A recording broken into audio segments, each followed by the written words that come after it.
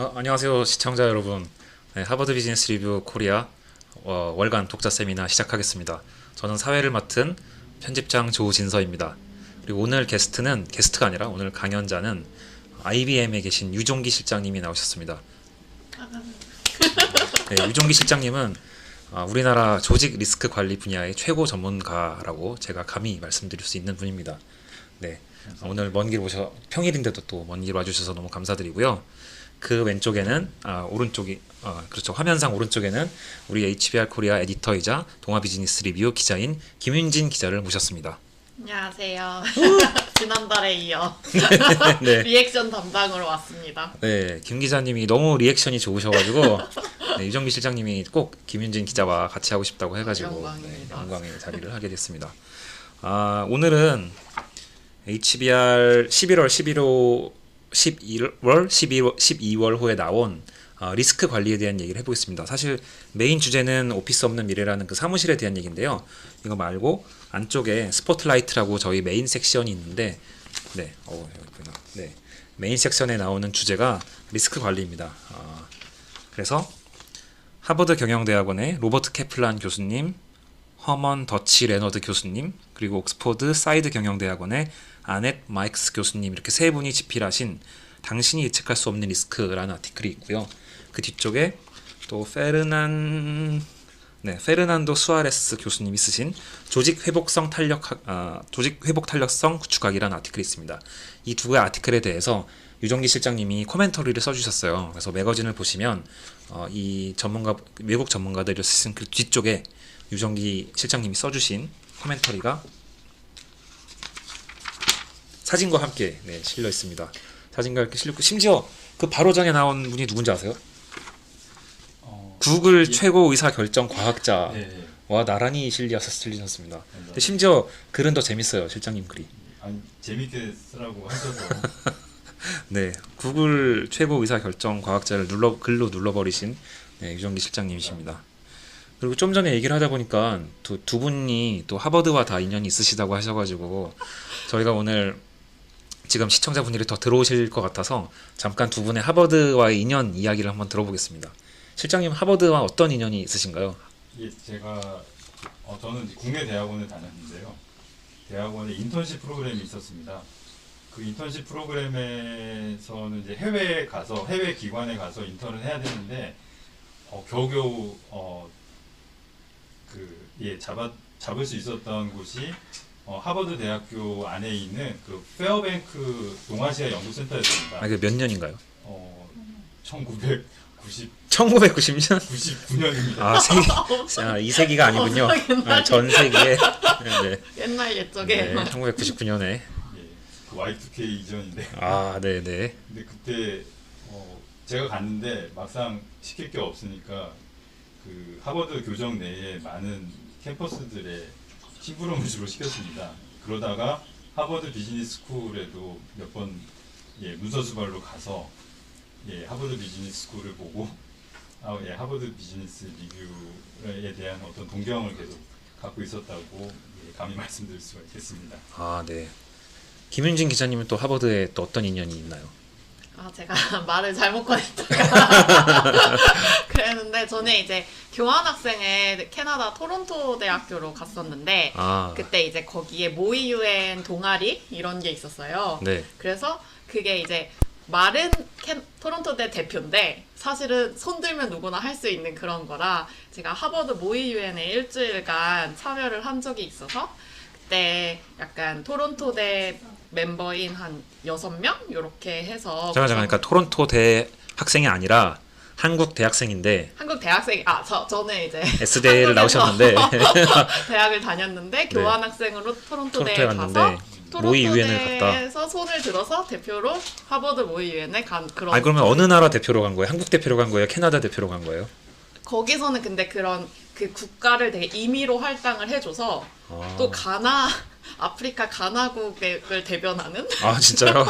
한국에서 온 캐나다 대학의 교환학생이 아프리카 가나를 대표해서 그렇죠. 하버드 모의 유엔에 참여했다. 근데 그때 되게 제가 별로 실력은 없고 당연히 원어민도 아니니까 그런 건 딸리지만 뭔가 제가 하버드대에 있다는 사실에 좀 도취가 되어가지고 저는 개인적으로 너무 즐겁게 경험을 네. 했던 것 같습니다. 아, 네. 오늘 또 하버드에 또 졸업은 안 하셨지만 하버드에 또 인연이 있으신 두 분과 이런 세미나를 하게 되어 참 영광입니다. 아, 마이크가 안 되나요? 아, 잠시만요. 지금 저희가 마이크 상태를 점검하고 있습니다. 된 것 같아요.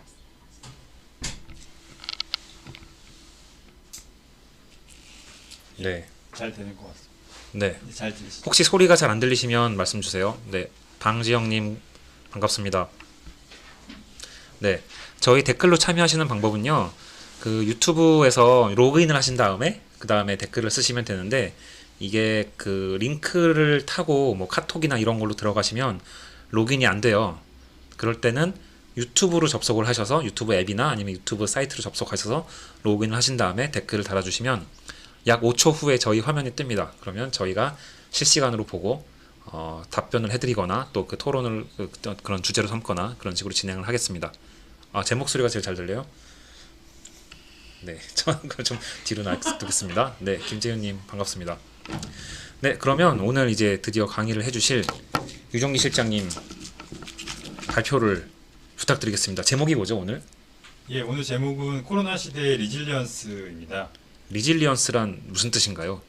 리질리언스라고 하면 저희가 국내에서는 회복 탄력성이라고 얘기를 하고요. 보통은 저희가 이제 심리적으로 어떤 사건 사고를 당한 분들이 그런 트라우마에 갇혀 있는 사람이 있는가 하면 빨리 그런 상황에서 회복하는 사람들이 있거든요. 그래서 그런 능력을 갖고 있는 것을 회복 탄력성이라고 보통 얘기를 하는데 오늘 주제는 그거보다는 조금 조직이나 기업의 회복 탄력성을 얘기하고자 합니다. 기업이 어떤 위기 상황에서 문제가 생기더라도 바로 그런 위기를 극복하고 정상 아니면 그 이상으로 다시 성장을 할 수 있는 이제 그런 능력을 보통 저희는 리질리언스, 국내 말로는 회복 탄력성, 또 어떤 분들은 뭐 회복력이라는 말씀도 얘기를 하고 계십니다. 아, 그러니까 위기를 피하는 건 아니고 그렇죠. 피할 수 없는 위기를 맞았을 때 예. 그 트라우마에서 극복하는 능력을 의미하는 것인가요? 맞습니다. 하지만 이제 뒤에서도 나오겠지만 리질리언스라고 하는 게 항상 좋은 건 아니고요. 어떤 그 항상 위기를 극복하기 위해서 끈기 있게 그거에 집착하는 것을 사실은 리질리언스에서 권고하고 있지는 않습니다. 그러니까 리질리언스라고 하는 게 그런 위기를 피하지 않고 대응해서 극복하는 건 맞지만 안 되는 걸 계속 붙잡고 있거나 하는 것은 그러니까 그런 걸까지도 리질리언스라고 얘기하지는 않는 거라서 그거는 또 나중에 얘기할 시간이 있을 것 같습니다. 저도 사실 최근에 트라우마를 한 번 겪어서 제가 리질리언스 그 세미나 안내문을 쓰면서 리질리언스라고 가로 열고 영어로 썼는데 제가 스펠링을 틀려가지고 이종기 실장님께서 주말에 이메일을 보내셔서 스펠링 지적을 해주셔서 네, 트라우마에 빠져 있었습니다. 일부러 그렇게 하신 거. 한번 찾아내보라고. 그건 아니고 제대로 보고 있는지를 한번 참 보시려고. 제가 나름 영자신문 기자 출신인데 그 리질리언스 스펠링 틀려서 참 민망했습니다. I와 그 E와 이런 것들이 좀 복잡하게 들어있어서 네, 힘들었습니다. 네, 마이크 됐나요? 네. 네, 혹시 소리가 잘 안 들리시면 꼭 댓글로 말씀 부탁드리겠습니다. 본론 진짜 시작하겠습니다. 네, 본론 가자. 맞습니다. 예, 그러면 오늘 준비한 내용을 설명을 드리면서 또 중간중간에 조진석 편집장님하고 김윤지 기자님께서 개입을 해주시면 조금 재미가 없을 것 같다라고 하면 바로바로 치고 들어와 주시면 네. 감사드리겠습니다. 네. 예, 그럼 오늘 주제를 좀 설명을 드리도록 하겠습니다. 뭐 어쩔 수 없습니다. 이 코로나19를 얘기를 안 할 수가 없는데요. 지금까지 저는 99년, 2000년부터 여러 가지 위기 상황들을 좀 이제 컨설턴트 입장에서 경험을 했었는데 그 중에서 거의 역대급일 것 같습니다. 그래서 코로나19가 그 발생 경로나 발생 어떤 원인도 그렇지만 이게 이제 엄청 장기적으로 모든 뭐 개인은 물론 경제 사회 전 분야에 이렇게 영향을 미칠 거는 사실 저도 예측을 못했거든요. 그래서 그런 내용을 조금 일단은 화두를 던지면서 그렇기 때문에 저희는 조금 더 리질리언스를 가져야 되고, 리질리언스라고 하는 것이 너무 벙벙한 주제가 아니라 뭔가 리질리언스를 확보하기 위해서는 어떤 좀 구체적인 또 실제적인 내용들이 있을 거다라고 하는 내용으로 조금 풀어나가도록 하겠습니다. 여기 나와 있는 걸 다 다루지는 않을 거고요.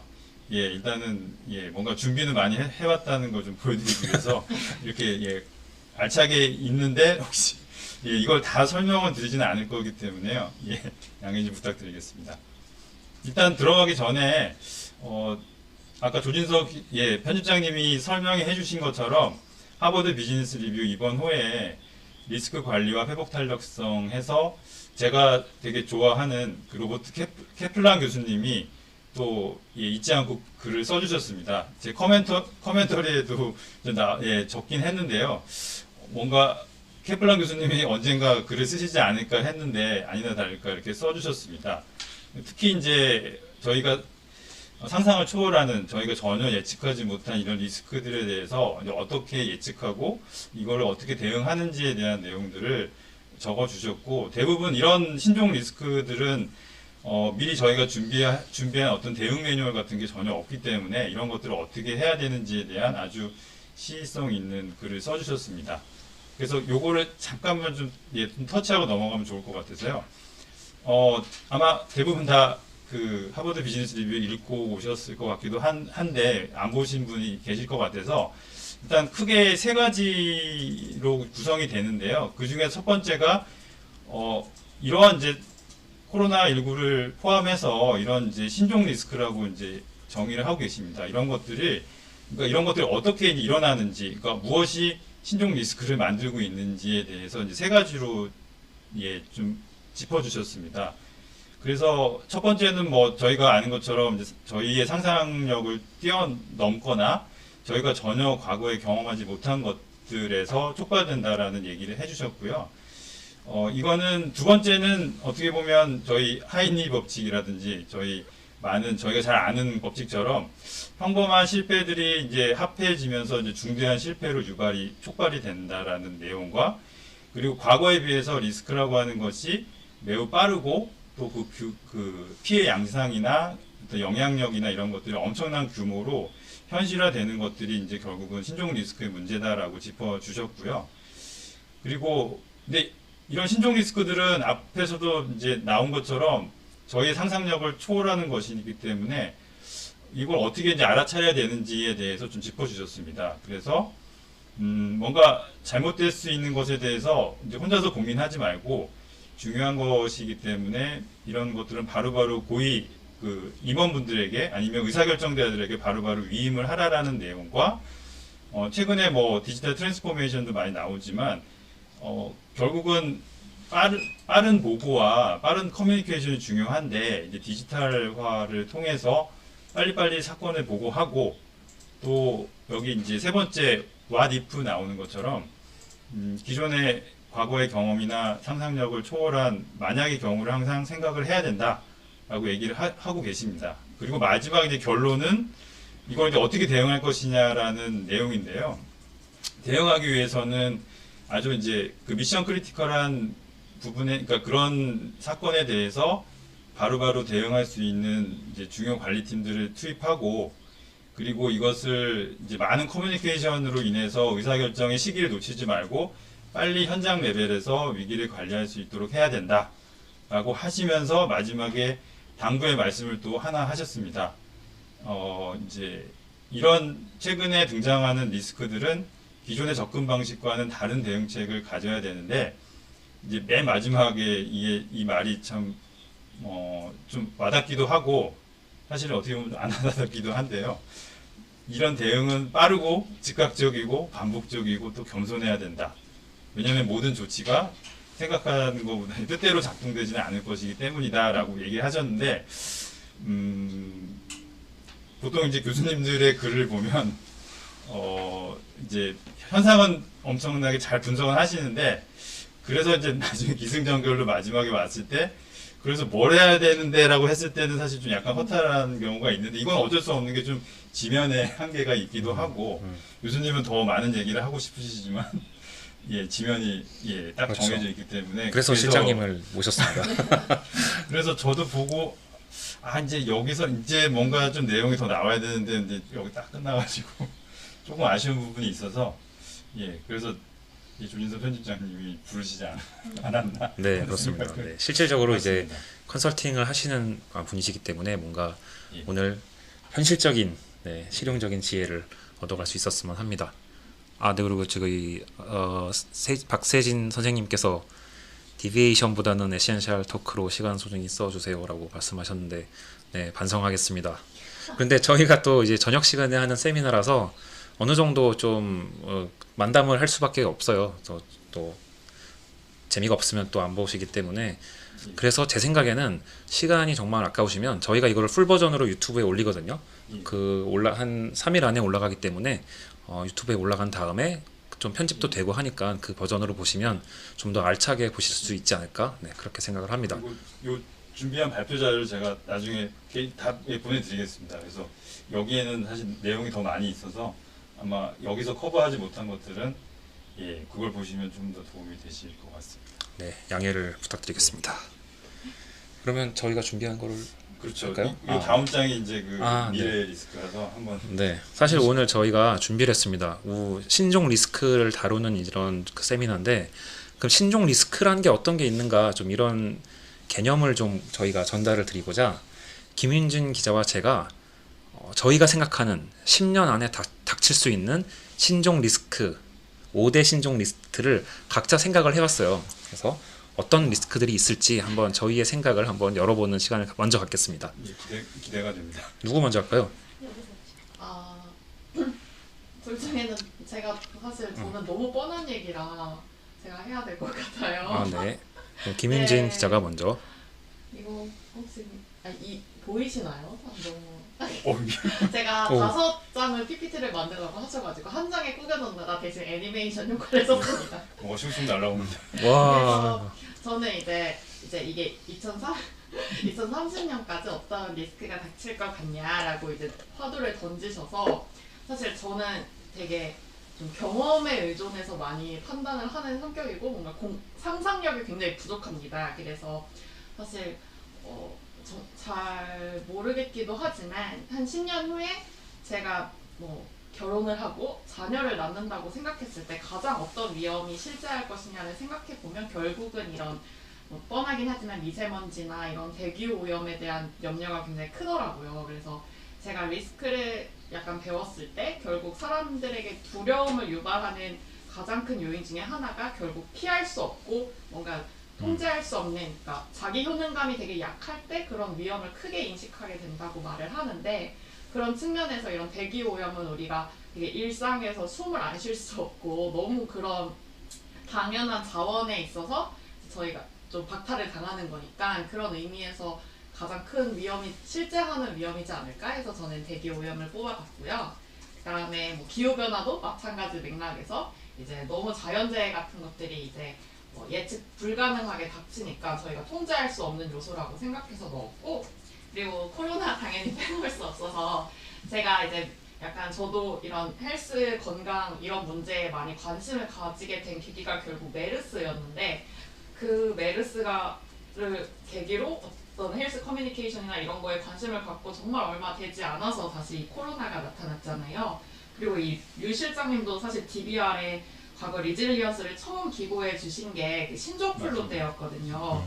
그래서 다들 너무 잘 아시겠지만 이렇게 감염병의 주기가 굉장히 짧아지고 있고 저희가 이렇게 뭐 백신이나 치료제를 개발하고 있지만 어쨌든 계속해서 신종이 나오면 그게 어쨌든 엄청난 큰 위험이 될 수밖에 없어서 저희가 이 리질리언스를 공부해야 하는 이유기도 하고 가장 큰 리스크가 아닐까 생각을 했습니다. 그리고 사이버 테러는 제가 사실 오늘 제가 이거를 전력 수급 이런 걸로 할까도 잠깐 고민했었던 게 오늘 방배동이 정전됐어요.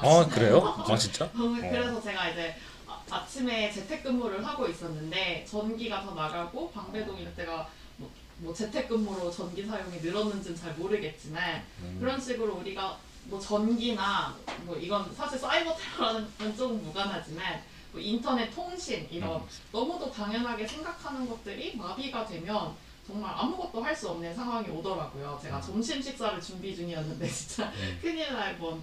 그래서 이제 사이버 테러도 마찬가지로 뭐 저희가 다 지금 뭐 비대면 디지털화 뭐 이런 얘기를 하는데 결국 그런데 이제 그럴수록 이게 마비됐을 때 이 인프라가 붕괴됐을 때 정말 상상할 수 없는 위험이 닥칠 거잖아요. 그래서 요즘 뭐 슈퍼 양자 컴퓨터가 모든 뭐 암호를 깰 수 있다. 기존의 암호 체계를 다 해독할 수 있다 해서 뭐 마치 모든 것을 무찌를 수 있는 창이 뭐 양자 컴퓨터고 이걸 방어하려면 양자 암호가 필요하다 뭐 이런 식으로 하는데 그리고 사이버 테러가 정말 이 모든 저희가 알고 있는 이 인프라를 붕괴시킬 수 있는 그런 위험이라고 생각을 합니다. 그리고 마지막은 이제 뭐 당연한 얘기지만 뭐 인종 간 혐오, 차별 이런 게 결국 뭐 테러나 난민이나 뭐 이런 이슈들 전쟁 이런 것과 다 결부된 거기 때문에 저는 사실 코로나도 결국 뭐 외국에 있는 친구들한테 물어보면 이 코로나는 지나가겠지만 이 코로나로 인한 뭐 동양인에 대한 혐오나 이런 거는 사실 더 오래 영향을 미칠 것이다 이런 식으로 관측을 하시니까 혐오나 차별이 미래 리스크가 아닐까라고 간단하게 다들 아시는 내용이지만 정리를 해봤고 아마 진서 선배가 이런 아이디어가 정말 넘치십니다. 그래서 다음 진서 선배의 네. 모델을 들어보도록 하겠습니다. 지금까지 이제 우등생 버전의 리스크 예측을 들으셨고요. 저 열등생 버전의 리스크 예측입니다. PPT부터 다르죠. 네. 네. 제가 생각한 미래 10년, 향후 10년간 닥칠 수 있는 대위기 1번은 네, 미중 분쟁과 글로벌 서플라이 체인 마비입니다. 네, 이것은 잘 아시겠지만 트럼프는 이제 가고 있지만 다시 이제 새롭게 등장하고 있는 그 아마도 대통령이 될 것으로 보이는 바이든 미국 대통령 역시 중국에게 그렇게 호의적인 성향이 아닌 것으로 알려져 있고 이 미중 간의 대립이 심해질 것이기 때문에 뭔가 붙긴 붙을 것 같은데 어디서 붙을까 하면 아무래도 그 남중국해 관련해서 그쪽에 이제 많은 이해관계자들이 있기 때문에 그쪽에 뭔가 문제가 나면 거기를 통해서 들어오는 뭐 석유라든가 등등 여러 가지 글로벌 서플라이 체인에 문제가 있지 않을까 하는 것이 첫 번째 예측입니다. 네, 두 번째 장 부탁드립니다. 네, 두 번째 리스크는 남북 통일입니다. 남북 통일이 무슨 리스크냐고 생각하실 수도 있지만 사실 비즈니스 차원에서는 이게 엄청난 리스크가 될 수 있을 것 같아요. 뭐 대혼란이 올 수 있을 것이고 굉장히 뭐 한 5천만 명과 3천만 명의 이런 전혀 연락이 없고 뭐 전화 한 통 못하던 그런 집단의 사람들이 만났을 때 이게 과연 좋은 일만 있을 것이냐 하면 별로 그렇지 않을 수도 있다는 생각이 듭니다. 특히 뭐 정치적으로 생각을 해도 통일이 됐을 때 만약에 우리가 자유민주주의 체제로 통일이 됐다고 가정을 하면 북한에 계신 3천만의 동포 여러분들이 투표권을 가질 텐데 그럼 그분들이 누구에게 투표를 할 것이냐 이런 식으로 생각하면 뭐 굉장히 큰 혼란이 예상될 수도 있겠죠. 네. 이런 시나리오를 그려봤고요. 세 번째 시나리오는 마스크에서 나오는 이 미세 플라스틱으로 인해 네, 요즘에 이런 생각을 가끔 많이들 하시더라고요. 네. 제가 지금 말씀드리는 거 너무 진지하게 받아들이지 마시고요. 마스크 써야 되는데 오늘의 그 세미나의 주제가 그 신리스크, 새로운 리스크, 우리가 전혀 생각해보지 못했던 리스크에 대한 네, 대응이기 때문에 이런 말씀드리는 거고요. 뭐 제가 마스크 쓰지 말라는 이런 얘기는 아니고 다만 인류가 아직까지 전 인류가 마스크를 그렇게 1년 동안 아주 강박적으로 착용한 과거의 전례가 없기 때문에 이게 우리의 건강에 어떤 영향이 미칠지는 연구가 된 바가 없기 때문에 뭐 이것도 약간 하나의 리스크가 아닌가 이렇게 생각을 해봤습니다. 네 번째, 네, 인류 전체가 좀비가 되어 죽지 않는 세상이 올 수도 있지 않을까. 지금 DNA가 워낙 DNA 연구 R&D가 굉장히 빠른 속도로 진행이 되고 있기 때문에 노화에 대한 비밀은 이미 풀었잖아요. 뭐 텔로미어가 뭐 어쩌고, 네, 텔로미어라는 게 있는데 뭐 그게 이제 달아 없어져서 이제 인류가 노화를 한다 이런 정도까지는 비밀이 풀어졌기 때문에 한 발 더 나아가서 그 텔로미어를 보호할 수 있는 방법을 알게 되면 인류의 세포가 무한히 계속 재생이 되면서 우리가 늙지 않는 그런 세상이 오면 그것도 엄청난 리스크가 아닌가. 사람이 이제 적당히 죽어줘야 이제 그 순환이 되고 이렇게 돌아가는데 안 죽고 계속 쌓여만 가면 뭐 인구가 계속 100억, 200억, 300억 계속 늘어날 것이고 다 노인이 됐을 때 그 사람들과 어떻게 어울려 살아갈 것인가, 네, 좀비 같은 세상이 되지 않을까. 이것도 가능성은 적지만 닥칠 경우 심각한 위기가 오지 않을까 이렇게 생각했습니다. 다섯 번째 리스크는 지구 공전 궤도 이탈입니다. 네, 여러분 이런 생각은 한 번도 안 해보셨을 거라 저는 생각하는데 저는 가끔 이런 생각을 합니다. 지금 우리 지구가 태양을 돌고 있잖아요. 그 시속이 아니라 초속 뭐 30만 킬로 같은 어마어마한 속도로 지금 태양을 돌고 있는데 1년에 한 바퀴를 돌지 않습니까? 근데 이게 지금 몇십억 년 동안 똑같은 속도로 똑같은 코스를 1년에 한 바퀴씩 돌고 있는 거잖아요. 저는 이게 너무 경이로운 거예요. 이게 어떻게 가능하지? 우리가 자동차 운전을 해도 맨날 똑같은 길로 출퇴근을 해도 조금씩은 길이 벗어나기 마련인데 어떻게 이 거대한 지구가 우주 공간을 돌면서 거의 오차 없이 매년 똑같은 코스를 어마어마한 속도로 60억 년 동안 돌고 있느냐, 이게 좀 저는 이해가 안 돼서 이게 까딱 살짝만 빗나가도 네, 엄청난, 우리가 지구가 뭐 화성이나 무슨 금성처럼 될 수 있는 상황이 아닌가, 네, 이런 리스크를 한번 생각해 봤습니다. 네, 지금까지 망상을 잘 들으셨고요. 네, 우등생 버전과 열등생 버전. 이제 실장님께서 판정을 한번 내려주시죠. 이제 판정이라기보다는요, 제가 좋아하는 책 중에 그 엑스 이벤트라는 책이 있습니다. 그 엑스 이벤트는 존 캐스티라고 하는, 어떻게 보면은 이분이 어떤 연구소 박사님이시기도 한데 시나리오 작가시더라고요. 그 시나리오 작가분들이 보면은 이 상상력이 뛰어나서 아까 케플란 교수님도 말씀하신 것처럼 사실 이제 신종 리스크들은 상상력을 극대화하는 것이 더 도움이 된다라고 해서 이 11가지의 이 책에 보면 11가지의 미래 리스크, 어떻게 보면 이제 그 인류 문명의 붕괴 시뮬레이션이라고 하는 아주 좀 자극적인 그 표지가 있는데요. 여기에 보면 이거는 그 책의 목차입니다. 이 교수님이 이 11가지를 예측을 하셨는데요. 여기 보시면 아마 김현주 기자님하고 조진선 편집장님이 얘기하신 것도 몇 개씩은 들어 있거든요. 이게 정답이는 아니지만 예를 들면 8번 같은 경우는 전염병 창고를 뭐 이미 전염병이 많이 확산이 되고 있고, 저도 DBR과 사실 인연을 맺은 것은 2009년 신종플루 대응이었는데 그거를 대응하면서 그 백신 개발을 주도하신 교수님이 공중보건 뭐 위기 관리 세미나에서 말씀하시는 게 이제 앞으로 5년 주기설 얘기를 하시더라고요. 근데 그게 정말 2009년에 신종플루, 2015년에 메르스, 그다음에 2020년에 이 코로나까지, 그게 어떻게 보면은 이제는 점점 예측이 가능해지고 상시화되는 리스크로 자리가 잡히는 것 같고요. 그리고 아까 이제 기후 변화라든지 여러 이런 것 때문에 가뭄이나, 그다음에 아까 전력망 맞습니다. 그 며칠 전에도 아마존 그 클라우드 시스템이 AWS가 죽었다고. 그런 식으로 언제든지 일어날 수 있고, 전력망이나 통신망이 단절이 되면 저희 뭐 사회적 약자를 뿐만 아니라 이제 많은 부분이 다 연결성을 갖고 있는데 그게 정말 어떻게 보면 앞으로 정말 일어날 수 있는 큰, 저는 개인적으로 제일 발생이 가능한 것이 사이버 테러도 마찬가지고, 사이버 테러가 아니더라도 그 전력망이나 통신망의 마비로 인해서, 그래서 저희 5G나 많은 부분이 갑자기 중단이 돼버리면 뭐 자율주행차뿐만 아니라 5G라든지 이 IoT나 수많이 연결되어 있는 것들이 순식간에 중단이 되면, 저희 뭐 사실 인터넷이 안 되면 그 진짜 지금 만약 인터넷이 중단되거나 카카오톡이나 저희 지금 학생들이 온라인 클래스 하고 있는 것들이 다 중단이 되면은 진짜 학생들이 집에 있지 않고 다 밖으로 나오든지 큰 혼란이 생기겠죠. 그런 식으로 저는 개인적으로는 그 전력망 확보, 그러니까 그 정전이 되거나 전력망 중단이라든지 네트워크 중단이 가장 이제 현실적이지 않을까. 사실 그게 일본의 디지털 암흑과도 마찬가지입니다. 저희가 2001년인가요? 그때 하면 123 인터넷 대란이라고 해서 한번 인터넷이 몇 시간 정도, 2001년이요? 정도, 2002년이었죠. 2002년?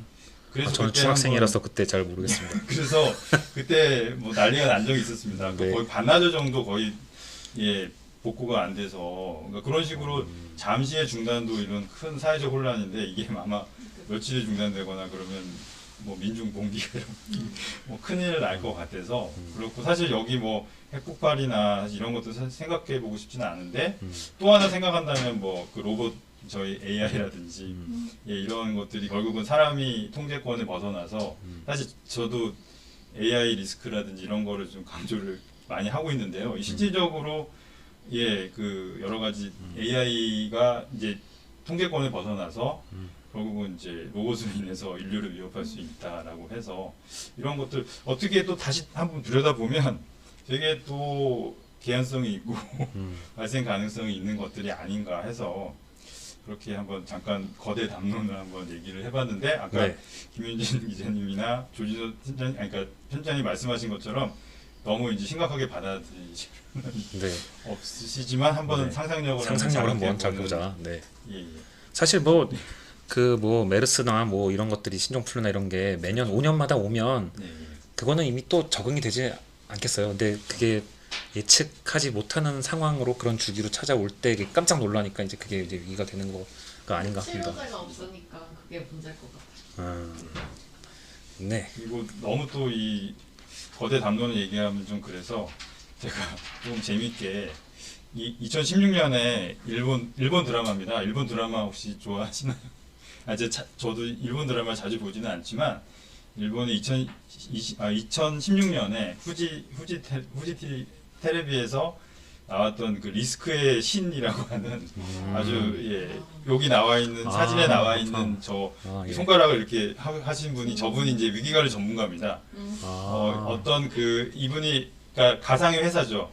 일본 최대 무역회사 선라이즌 물산을 배경으로 그 많은 위기들이 발생합니다. 그것을 이분이 하나하나 해결해 나가는 그게 총 10개의 드라마로 구성이 되어 있는데 여기 보시면 제목만 보시면 아 이거는 확 와닿지 않으신가요? 실제 그러니까 아까는 좀 전 지구적인 위기 그렇죠. 리스크였고 맞습니다. 이거는 기업 입장에서 겪을 수 네, 있는 예. 리스크들을 다루는. 이것들은 사실 지금까지 많이 발생을 했었고 지금도 여전히 발생을 하고 있고 저희가 신문지상에서도 충분히 보고 아마 기업에 속해 계신 분들은 아마 최소 몇 년을 근무하신 분들은 이 중에서 한두 개는 아마 다 겪으셨을 거고 어떻게 보면 좀 불행하게도 그 계신 곳에서도 이런 일이 벌어지고 있거나 아니면 좀 은폐되거나 사실 이런 것들이 어떻게 보면 조금 저희에게 또 와닿고 네. 실제로 기업의 리스크 관리라고 하면 이런 내용들을 좀 다루는 것이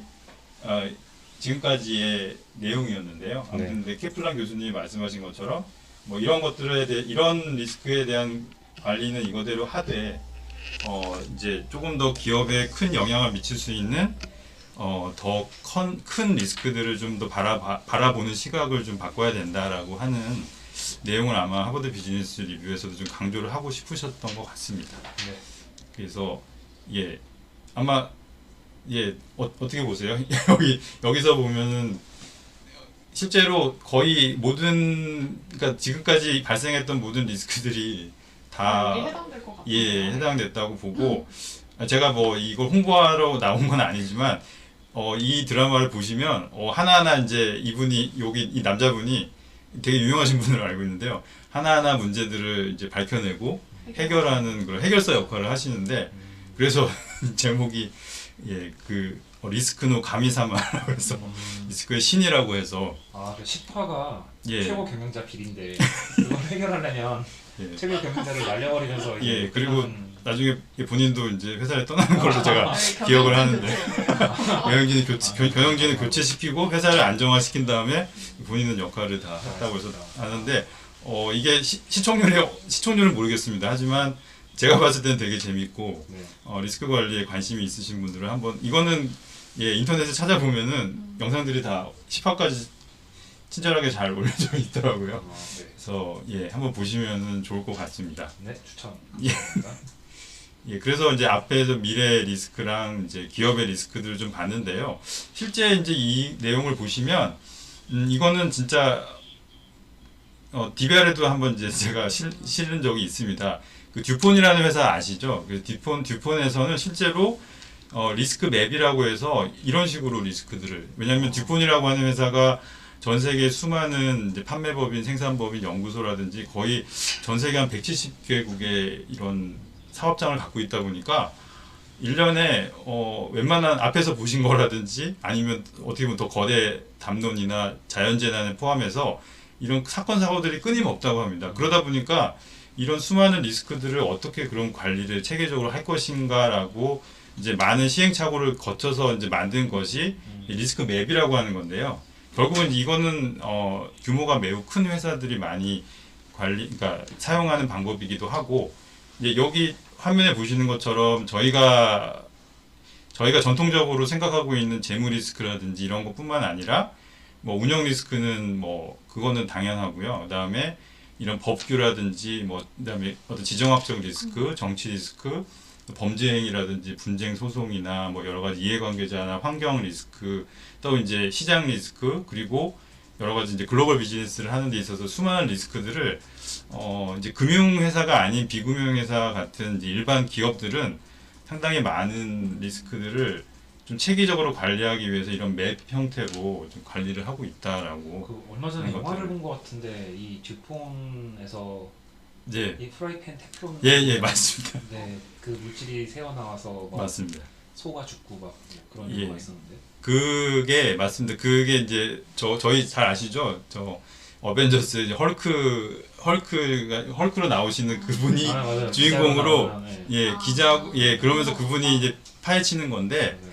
본인이 이제 본인의 고향에 서 이제 가축을 키우시고 사시는 분들이 이상하게 어떤 병에 걸리셔가지고 근데 이제 알고 봤더니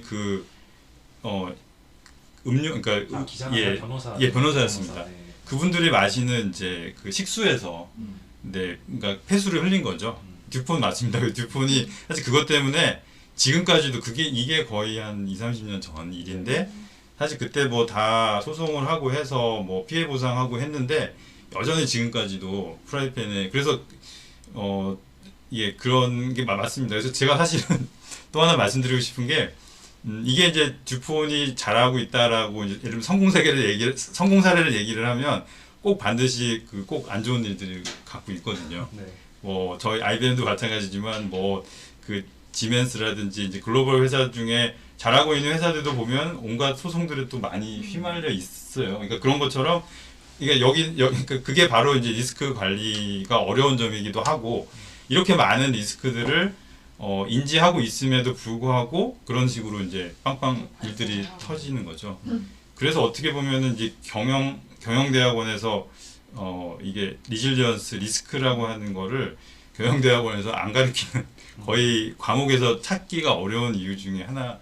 왜냐하면 되게 비정량적이고 비재무적이면서 어떻게 보면 관리도 어렵고 그렇다고 또 뭔가 이걸 다루거나 분석을 해보자니 너무 또 어렵고 해서 지금까지 이렇게 저희 MBA나 이런 데서도 리스크 관리 리질리언스라고 하는 주제의 과목이 없었던 이유가 아닌가라고 하는 생각을 좀 한번 해봤습니다. 네. 참고로 그 네. 저자이신 이번에 그 아티클 저자인 캐플란 교수님이 네. 하버드에서는 그 이그제큐티브 MBA 과정에 리스크 매니지먼트를 하나 만드신 것 같더라고요, 프로그램을. 예. 한국에서는 실장님이 하나. 맞아. 요새는 막 젠더 이슈 이런 걸로 인해서도 되게 리스크도 많은 것 같고 예. 항상 새로운 종류의 리스크들이 나오는 것 같아서 맞습니다. 예. 지금 여기 듀폰 리스크 맵도 이것도 어떻게 보면 이거는 이미 그분들한테는 익숙해 있거나 이미 다 식별이 되어 있는 리스크지만 이제 이런 것들이 아니면 이제 몇 가지 기존의 리스크들이 조합되면서 아니면 이제 연결되면서 또 새로운 복합 리스크라든지 이런 것들이 또 나올 수도 있고 네. 저희가 그 세계 경제 포럼 그 월드 이코노믹 포럼에서 매년 발간하는 이제 글로벌 리스크라고 하는 보고서에도 보면 제가 여기 장표를 마련하지 않았는데 저희 세계 경제 포럼 월드 이코노믹 포럼 홈페이지에 가시면 그 많은 보고서들 중에 글로벌 리스크라고 하는 보고서가 있거든요. 거기에 보면은 그 모든 이런 이 단일 리스크들에 대한 연결성들을 이렇게 꼭 항상 인터 커넥티비티 맵을 꼭 만들어서 보여주더라고요. 전 저도 처음에 이건 뭐 복잡하게 막 다 연결되어 있다고 되어 있는데 이게 무슨 의미가 있나 했는데 꾸준히 이제 그런 것들을 이제 보다 보니까 이제 요런 개별 리스크들이 뭔가 또 저희가 알게 모르게 상호 연결돼 있고 어떤 하나가 촉발됐을 때 이게 확산되거나 전체적으로 그러니까 되게 구석이나 지역적인 부분에서 하나 문제가 촉발되는데 그게 전체 시스템에 영향을 미치는 그런 리스크를 저희가 시스테믹 리스크라는 용어를 사용하거든요. 그게 보통 저희 글로벌 금융위기라든지 이런 거 얘기할 때 자주 등장하는 단어가 시스테믹 리스크라고 그래서 그거는 정말 이런 많은 리스크들의 연결성과 그다음에 한 리스크가 문제가 생겼을 때 이게 이제 어떻게 전체 시스템에 영향을 미치는지 그런 것들을 보는 내용입니다. 그래서 리스크라고 하는 것이 관리하기도 어렵지만 아까 케플란 교수님이 말씀하신 것처럼 이제 신종 리스크도 나오고 아니면 기존의 리스크들 중에서도 이게 상호 조합되면서 또 새로운 복합 리스크 저희 꼭 바이러스가 서로 이제 물려서 변종이 나오는 것처럼 기업에 뭔가 잠재해 있지만 발생하지 않은 리스크들 중에서도 충분히 새로운 조합이 생기면서 변종 리스크처럼 또 변종 리스크가 생길 수가 있고 또 저희 상상력을 자극하는 상상을 초월하는 무엇을 상상하든 그 이상인 리스크가 이제 생길 수 있을 거라고 그렇게 좀 생각을 해보면서 질문이 이제 왔습니다. 예. 복면 형왕님께서 모든 사건에는 다면성이나 결과를 판단하는데 시간적 갭이 존재하는데 그렇죠. A라는 사건을 리스크라고 정의하는 기준이 있는지 네. 기업에서 이제 말씀하시는 거겠죠? 이 기업은 저희가 여기서는 다루지는 않았는데요. 그 리스크 프로파일, 리스크 레지스터라고 하는 게 있습니다. 그러니까 리스크를 정의하기 위해서는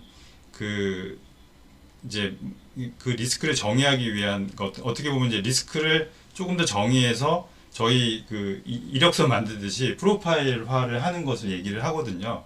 영국에서는 보통 그 리스크 레지스터라는 용어를 사용하고 그러니까 리스크 등록부라는 용어를 사용하고 미국이나 이쪽에서는 리스크 프로파일이라는 용어를 사용하고 있습니다. 그러니까 그 리스크 프로파일을 하는 데 있어서는 그러니까 그 리스크를 정의하는 이제 그러니까 리스크를 정의하기 위해서 필요한 세 가지의 구성 요소가 있거든요. 그러니까 그런 어떤 방법론을 가지고 리스크를 정의를 하고 있고 그건 이제 정의하기 위해서는 해당되는 리스크와 유사한 어떤 과거의 리스크가 발생했던 리스크가 있는지 아니면 뭐 동종 업계라든지 유사한 리스크가 뭐 있는지 그리고 그 리스크가 어떻게 보면은 리스크는 있지만 이게 우리 조직이나 우리 회사에 전혀 영향이 없는 것들도 있습니다. 어떤 이슈나 쟁점이나 이벤트 같은 건데 이게 발생하면 위험하지만 오히려 우리 회사에는 전혀 문제가 없는 경우들이 있거든요. 그런 거는 리스크로 정의를 하진 않습니다. 그러니까 리스크를 정의할 때는 이게 그러니까 어떤 이벤트를 촉발을 하고 그리고 그게 반드시 우리 회사나 내가 속해 있는 조직에 영향을 미쳐야지 이제 그때 리스크 프로파일로 만들기 때문에 리스크를 그러니까 모든 사건 사고 앞에서 미래 리스크라든지 이렇게 모든 이벤트들을 다 리스크로 정의는 하지는 않는다는 것이고요. 예, 뒤에서 혹시 조금 더 설명을 할 수 있으면 기회가 되면은 그때 또 말씀을 드리도록 하겠습니다. 예. 그러면은 일단 네, 요거는 제가 많이 짚지는 않겠지만요. 그럼에도 불구하고 코로나이기 때문에 코로나에 대한 거를 간단하게 좀 잠깐 짚고 넘어가겠습니다. 네. 시간이 괜찮아요? 네네. 예, 저희 변화가 있는데요. 첫 번째는 점점 아무래도 사회적 거리두기뿐만 아니라 그러니까 사실 코로나가 오기 전에도 어느 정도 세계화와 좀 정반대 움직임이 좀 있어 왔는데 그게 더 강화될 수 있다라고 하는 아까 차별이라든지 이런 것들이 많이 같은 맥락인 것 같습니다. 김윤정 기자님 말씀하신 것도 같고 계속 이제 점점 거리에 대한 틈과 거리가 더 벌어질 수 있다. 그래서 과거로 완전히 회귀할 수 없다라는 거를 알아야 된다라는 내용이고요. 두 번째는 이제 하버드 비즈니스 리뷰나 DBR에서도 최근에 자주 얘기를 하고 있는데 정상적인 환경이나 평상시에는 효율성이 되게 중요하지만 이런 위기 상황이나 어떤 불확실성이 많이 발생하거나 예측 불가능성이 커지는 경우에는 리질리언스가 중요하다라는 이제 그런 내용입니다. 그래서 그렇다고 해서 뭐 정말 성처럼 뭘 아니면은 엄청난 것을 다 쌓아놓고 있으라는 얘기는 아니지만 갑작스러운 위기 상황에도 유연하게 대응할 수 있는 여분의 안전마진 같은 것들은 항상 고려를 해야 된다라고 하는 효율성과는 약간 배치될 수는 있지만 그럼에도 불구하고 효율성을 약간의 감내하더라도 리질리언스를 갖고 있어야 된다라고 하는 그런 어떤 변화의 흐름이 감지되고 있다라고 하고 사실 이거는 제가 얘기하는 게 아니라요. 여기 밑에 보시는 맥킨지나 보스턴 컨설팅 그룹이나 베인앤컴퍼니에서 최근에 거의 3월부터 계속 얘기하고 있는 게 리질리언스입니다. 이런 전략 컨설팅 펌이 이렇게 리질리언스를 얘기하시는 건 제 20년 만에 처음이고 그래서 원래 이렇게 하시는 줄 알았어요. 너무 아니요. 생각나서. 맥킨지 보스턴 컨설팅 그룹 베인앤컴퍼니에서 한 목소리를 이렇게 리질리언스를 얘기하시는 거는 제가 20년 만에 처음이라서 저는 너무 이게 어떻게 보면은 코로나를 인해서 이 리질리언스에 대한 중요성이 한번 좀 강조되는 짜증 거 아시죠? 때가 아닌가. IBM에서 내가 아닙니다. 이렇게 오랫동안 리질리언스를 외쳐왔는데 이렇게 해주셔야지. 원래 같은 얘기지만 네. 제가 하는 것보다는 맥킨지나 아니면 하버드 비즈니스 스쿨의 교수님이 얘기하시는 게 똑같은 얘기지만 이게 네. 다르거든요, 비중이. 네. 예. 아니, 저는 아닙니다. 저 실제로 같은 내용이지만 그 외국인이 발표하는 거랑 저 한국 사람이 발표하는 거에 대해서 고객이 받아들이는 건 너무 달라서 저는 항상 놀라고 있는데 그럼 당연할 것 컨설팅 펀드는 같습니다. 약간 리스크의 수혜 업종인 건가요? 근데 지금까지는 이런 리스크 리질리언스를 전략 컨설팅에서 굳이 얘기를 안 하더라도 다른 전략을 얘기하면서 잘 해 오셨거든요. 근데 지금은 리질리언스를 계속 강조를 하시고 리질리언스와 사회적 책임 이런 것들이 계속 그래서 모 그룹사의 사회적 책임을 강조하는 게 또 이제 다 전략 컨설팅 펌에서 이제 많이 또 이제 그러니까 좋아하는 그런 보이스가 통화 그러니까 어떻게 보면 이제 전략 컨설팅 회사분들은 이 트렌드를 이끌고 잘 따라가야 돼. 화두를 얘기하시는데 아무튼 올해 화두는 이 세계사 공통으로 리질리언스를 얘기하고 계시고 하버드 비즈니스 리뷰도 그때 트라우마에서의 성장 네. 저희 7, 8호 여름쯤 있던 것 그때 같습니다. 네. 사실 그때도 주제가 그거였지 않습니까? 네, 그래서 네. 저희도 그리고- HBR도 올해 예. 계속. 네, 예. 리질리언스 그다음에 맞습니다. 재택근무, 리모트워크 뭐 이런 내용 하고 있습니다. 그래서 하버드 비즈니스 리뷰 그 편집장님도 또 리질리언스 또 계속 강조를 하시고 다들 재택하시면서 고생을 하고 계셔서 그 이번에 저 스페이스 X 그 우주선도 역시 일론 머스크가 쏴 올린 예. 로켓 위에 타 있는 맞습니다. 로켓가 아니라 로켓에 그렇죠. 들어 있는 맞습니다. 뭐라 그러죠? 그것을? 그걸 그거. 네, 그 사람이 타는 그 공간 우주인들이 타고 네. 있는 네. 고 그것이 예. 이름이 리질리언스였죠. 리질리언스고 편집자님이 사실은 얘기해 주실 줄 알았는데 얘기 안 해줘가지고요. 그게 이제 올해 그 올해 전체 인류가 많은 이제 고생을 하고 어려움을 이제 극복하자라고는 하는 차원에서 그래서 이제 리질리언스라는 이름을 붙였다고 하는데요. 아무튼 리질리언스라고 하는 것이 이제 중요하게 됐다라는 내용을 잠깐 얘기를 드리고요. 항상 이제 리질리언스 얘기 나올 때 최근에 뭐 이제 저희 그 DBR에서도 최근에 좀 다뤘었던 ESG 나오고 환경 사회 지배 구조 이거에 대한 그러니까 이러한 요소들이 그러니까 기업이 결국은 환경 성과와 사회 성과와 지배 구조에 대한 성과들이 같이 가야지 이제 기업 가치 평가를 하는 데 있어서도 이제 중요하다라는 그 내용 역시 강조가 되고 있다라고 그렇게 보시면 좋을 것 같고요. 저희 이제 디지털 커머스나 원격 의료나 자동화 부분이 결국은 비대면 경제에서 더 가장 좀 결정적인 전환점을 만들어내고 있다고 이제 얘기를 들었습니다. 아마 지난번에도 다루신 거라서 이제 이것은 이제 넘어가도록 하겠습니다. 그리고 또 하나가 이제 정부 개입이 이건 이제 4월 기준인데 그 제가 알기로는 예전에 엄청난 그 정부의 지원을 했던 그 마샬 플랜에 비해서 6배 이상의 그러니까 앞으로도 정부의 개입이 확대된다는 게 뭐 좋은 점도 있고 나쁜 점도 있지만 기업 비즈니스를 하는 입장에서는 이런 정부의 개입이나 이런 것들을 이제 받아들이고 같이 어떻게 협업할 수 있는 방안을 좀 찾아야 된다라고 하는 이제 변화의 트렌드라고 보시면 좋을 것 같고요.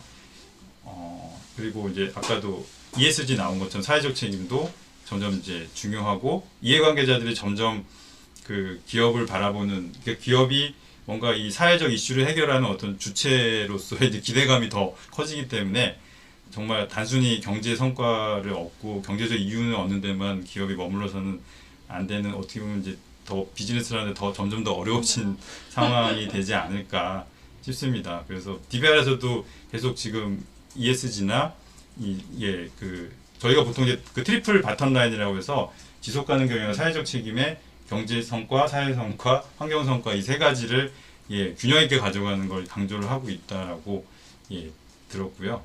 그리고 이제 여러 가지 산업 구조나 소비 행태나 시장 지위나 업종 매력도들도 코로나로 인해서 이제 많이 변하고 있을 거다라고 하는 다 알고 있지만 한번 좀 짚어봤습니다. 그래서 이 내용에 대해서는 더 다루지는 않고요. 넘어가도록 하겠습니다. 네. 혹시 더 네, 아니, 설명드릴까요? 이제 본론 예. 본론으로 들어가는 것 같습니다. 경영 전략 경영 사이트. 그래서 어쩌라는 것이냐? 예. 코로나 시대에. 맞습니다. 이거는 사실 제가 만든 게 아니라요. 저희 그 보스턴 컨설팅 그룹의 핸더슨 연구소에서 핸더슨 연구소는 그 HBR의 그 마틴 리브스 네. 그 소장님이 워낙 많이 기고를 하고 계셔가지고요. 예. 그 핸더슨 연구소에서 10가지 인사이트를 정하셨더라고요. 그래서 아까도 잠깐 저희 그 연결성 리스크 얘기하면서 얘기했지만 항상 시스템적 사고, 개별 사물보다는 상호 연관성을 보고 정지된 상태가 아니라 변화의 패턴을 분석하라. 사실 이 내용이 뭐 코로나나 지금 리질리언스를 얘기하는 관점에서 새로운 것이 아니고 예전부터 계속 얘기가 나왔던 거거든요. 근데 지금은 더 바라보는 데 있어서 조금 더 시스템적이고 연결성을 바라봐야 된다라고 하는 이제 그런 내용이고요. 또 이제 리질리언스 나오는 것처럼 리질리언스라고 하는 것이 어떤 구조적으로 뭐 모듈화하거나 아니면은 이제 그 어떤 중복성을 가지고 야 된다든지 뭐 그런 것뿐만 아니라 여러 가지 특성들이 있다라고 하는데 글쎄 뭐 오늘 리질리언스에 대해서 막 이렇게 되게 자세하게 더 강조하면은 너무 질린다고 또 이제 뭐라고 하실 것 같아서 좀 넘어가도록 하겠습니다.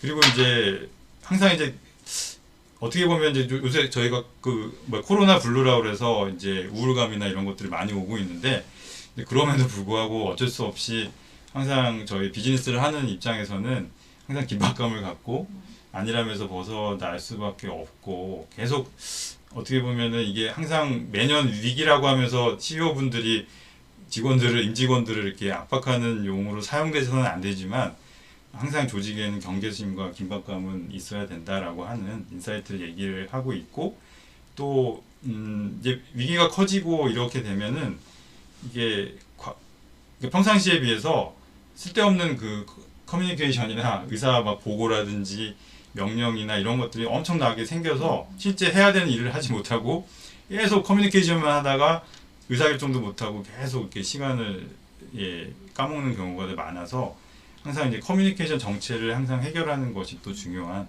사이트 중에 하나다라고 이제 보면 좋을 것 같고요. 그 다음에 어떻게 보면 당연한 내용이기도 하지만 저희가 매년 어떤 이제 주기적인 그러니까 어떤 단편적 계획 주기를 가지고 전략을 세우는 것이 아니라 그 급변하는 환경에서 항상 이제 적응적인 그 어댑티브 전략을 항상 세우라고 하는 것도 역시 새로운 것은 아니지만 다시 한번 좀 짚어볼 만한 내용이다라고 보시면 좋을 것 같고 또 항상 저희가 너무 단기 성과주의라든지 지금 당장의 위기 극복에만 집중하는 것이 아니라 조금 더 단기적, 중기적 이런 이제 그 향후에 어떻게 할 것인가에 대한 이제 단기적인 생존도 중요하지만 장기적인 성장. 그러니까 저희가 영어로는 그 타임 호라이즌이라고 얘기를 하는데요. 이게 단기적, 중기적, 장기적의 여러 시간 척도를 가지고 동시에 대비를 하라. 사실 말은 쉽지만 이게 쉽지가 않은 건데 그럼에도 불구하고 기업의 경영 전략을 세울 때 좀 고려를 해야 된다라고 하는 거고 이제 빠른 학습 능력 이게 반드시 뭐 AI나 머신러닝을 무조건 도입을 해야 된다라고 하는 얘기는 아니고요. 아무튼 과거에 비해서 조금 더 세밀하고 더 자세한 그런 데이터라든지 분석 능력을 그러니까 분석 능력이라는 게 꼭 AI나 이렇게 디지털 트랜스포메이션을 가지고 한다라기보다도 그런 걸 못하는 도입을 못하는 기업들도 역시 최대한 본인들의 주어진 자원과 한계에서 최대한 학습 능력을 빠르게 할 수 있는 방법을 찾아야 된다라고 하는 인사이트가 있습니다. 그리고 그 여덟 번째는 보니까 이 보스턴 컨설팅 그룹에서 한 30년 정도 모든 산업을 분석을 해보니까 어떤 뭐 대공황이든 최악의 상황에서도 이 14% 정도의 기업들은 침체기에도 성장하고 마진을 키워나간다라고 하더라고요. 그래서 이 다음 장에 보시면 여기에 보시면 이제 그 왼쪽 표에 왼쪽 표의 사분면에서 이제 우상단에 보시면 진짜 최악의 위기 상황에도 14%의 기업은 오히려 매출과 영업이익이 둘 다 증가되는 되게 어떻게 보면 이제 기이한 이런 회사들을 그 블랙스완을 주창하신 나심 탈레브 그분이 아저씨 형님이란 아저씨인지 그분은 이번에 코로나 19는 블랙스완이 아니다라고 또 강하게 주장을 하시더라고요. 근데 아무튼 저희 금융위기를 저기 예측하신 그 나심 탈레브가 또 내신 책 중에 그 안티프레질이라고 하는 책이 있습니다. 안티프레질이 뭐냐면 오히려 충격을 주면은 더 좋아지고 더 성장을 하는, 오히려 이제 충격을 주면은 깨지거나 위축되는 것이 아니라 오히려 충격을 더 줘야지 더 이렇게 좋아지는. 그러니까 이런 14%의 이런 이 군에 해당되는 기업들은 오히려 충격으로 인해서 더 매출과 영업이익이 증가되고 있고, 오른쪽에 보시는 것처럼 그 각 산업마다 조금씩의 차이는 있지만 여기 보시면 이제 금융이나 IT 산업 같은 경우는 10% 미만의 이제 이런 그러니까 저 안티프레질 같은 기업이지만 평균을 내보니까 14% 정도의 기업은 어떤 상황에서도 매출과 영업이익을 증가하고 있어서 어떻게 보면 이제 그 리질리언트한 기업이 아닐까라고 해서 저희가 이제 결국은 가고자 하는 목표는 리질리언트한 이런 14% 기업에 속하는 기업이 되는 것이 이제 기업의 목표가 되면 좋지 않을까라는 생각을 잠시 해봤습니다. 글쎄 그럼 약간 예, 코로나 상황에서 네. 좀 요 14%에 해당하는 기업 같다라고 생각하시는 뭐 글로벌이든 국내든 기업이 있나요? 뭐 예를 들어 에어비앤비도 지금 사실 네. 되게 잘하고 있다고 예. 우리 예상과 달리 네. 그러는데 혹시 14%에 해당하는 기업인 것 같다 이런 기업이 있으신가요? 그냥 개인적인 궁금증으로. 제가 특정 기업을 언급하면 안 되기 때문에. 근데 이제 보면은 그 저희 예전에 동일본 대지진 때 기억하실지 모르겠는데요. 그 네이버의 자회사인 그 라인 같은 경우도 사실 동일본 대지진 때문에 일본에서 사업이 갑자기 떴거든요. 왜냐하면 모든 저 커뮤니케이션 채널이 다 중단됐을 때 라인만 돼서 그런 게 있었고, 예전에 저 알리바바도 역시 그 과거에 사스나 저 전염병 때문에 오히려 그런 물류 기업들이 갑자기 그 수혜를 입었습니다. 어떻게 보면은 뭔가 코로나 이전에 코로나가 올 거라는 걸 대비해서 준비한 기업이 있다라기보다도 어떻게 보면 갑자기 예상하지 못했는데 수혜를 얻어서 한 기업이 분명히 있는 걸로 알고 있는데, 근데 이제 저도 조금 개인적으로도 궁금한 게 그런 기업도 저런 14%로 분류를 해줘야 되는 건지, 아니면 자체가 수혜를 아니면 정말 본인들은 준비를 안 했는데 갑자기 상황이 그렇게 변하면서 갑자기 이렇게 혜택을 얻는 경우도 있거든요. 근데 이제 그런 기업은 정말 예전에 계속 운칠기삼이라든지, 저희가 어떻게 보면은 리스크가 이런 말씀 드리면 될지 모르지만 운칠기삼이나 뭐 운세경영이라든지 뭐 이렇게 점을 봐가지고, 아니면 나의 그 천운이나 팔자소금 같은 거 또 사실 어떻게 보면 좀 먹힌다거나 설명이 가능한 게, 아까 알리바바라든지 라인이나 이런 회사는 어떻게 보면 지금 그때 하던 비즈니스를 뭔가 더 잘하기 위해서 뭘 했다라기보다는 상황이 갑자기 그렇게 유리해서 그런 기업까지도 14%를 봐야 되는지는 좀 잘 모르겠습니다. 네, 답변은 넘어가시죠. 답변은 안 네, 되는데. 갑자기 예, 예. 궁금해서. 아, 예, 저도 지금 사실 계속 궁금한 내용이고요. 이건 이제 케플란 교수님도 얘기하신 건 상상력을 항상 키워야 되는데, 이것도 보스턴 컨설팅 그룹에서 이 핸더슨 연구소의 그 마틴 리브스 소장님이 상상력을 키운다라고 하는 게, 이렇게 어떤 기업 조직도 이 상상력을 키울 수가 있다라고 하면서 여러 가지 방법을 제시한 게 있거든요. 지금 소개는 못 해드리지만 그것도 나중에 그것도 하버드 비즈니스 리뷰의 디지털 에디션에 있습니다. 그거는 국문화는 안 됐지만 나중에 한번 보시면 좋을 것 같고요. 상상력을 키우는 부분이 중요하고 마지막은 아무튼 기업이 아까도 말씀드린 것처럼 이제 앞으로의 사회적 이슈나 이런 경제 사회 이슈의 어떤 문제를 해결하는 매우 효과적이면서 문제 해결의 주체로 점점 등장을 하면서 앞으로의 기업의 역할에 대해서 이제 이해관계자들이 바라보는 그 이제 기대들이 더 커질 거고, 앞에서 정부의 개입도 있는 것처럼 정부와 민간이 어떻게 이제 협업을 해서 이제 이 사회적 이슈를 해결해 나가면서 비즈니스를 잘할 수 있는지를 고민하는 것이 이제 중요할 것 같다라고 하는 인사이트라고 이제 보시면 좋을 것 같습니다. 복면 효왕님께서 또 예. 주셨어요. 취소하셨어요. 취소하셨어.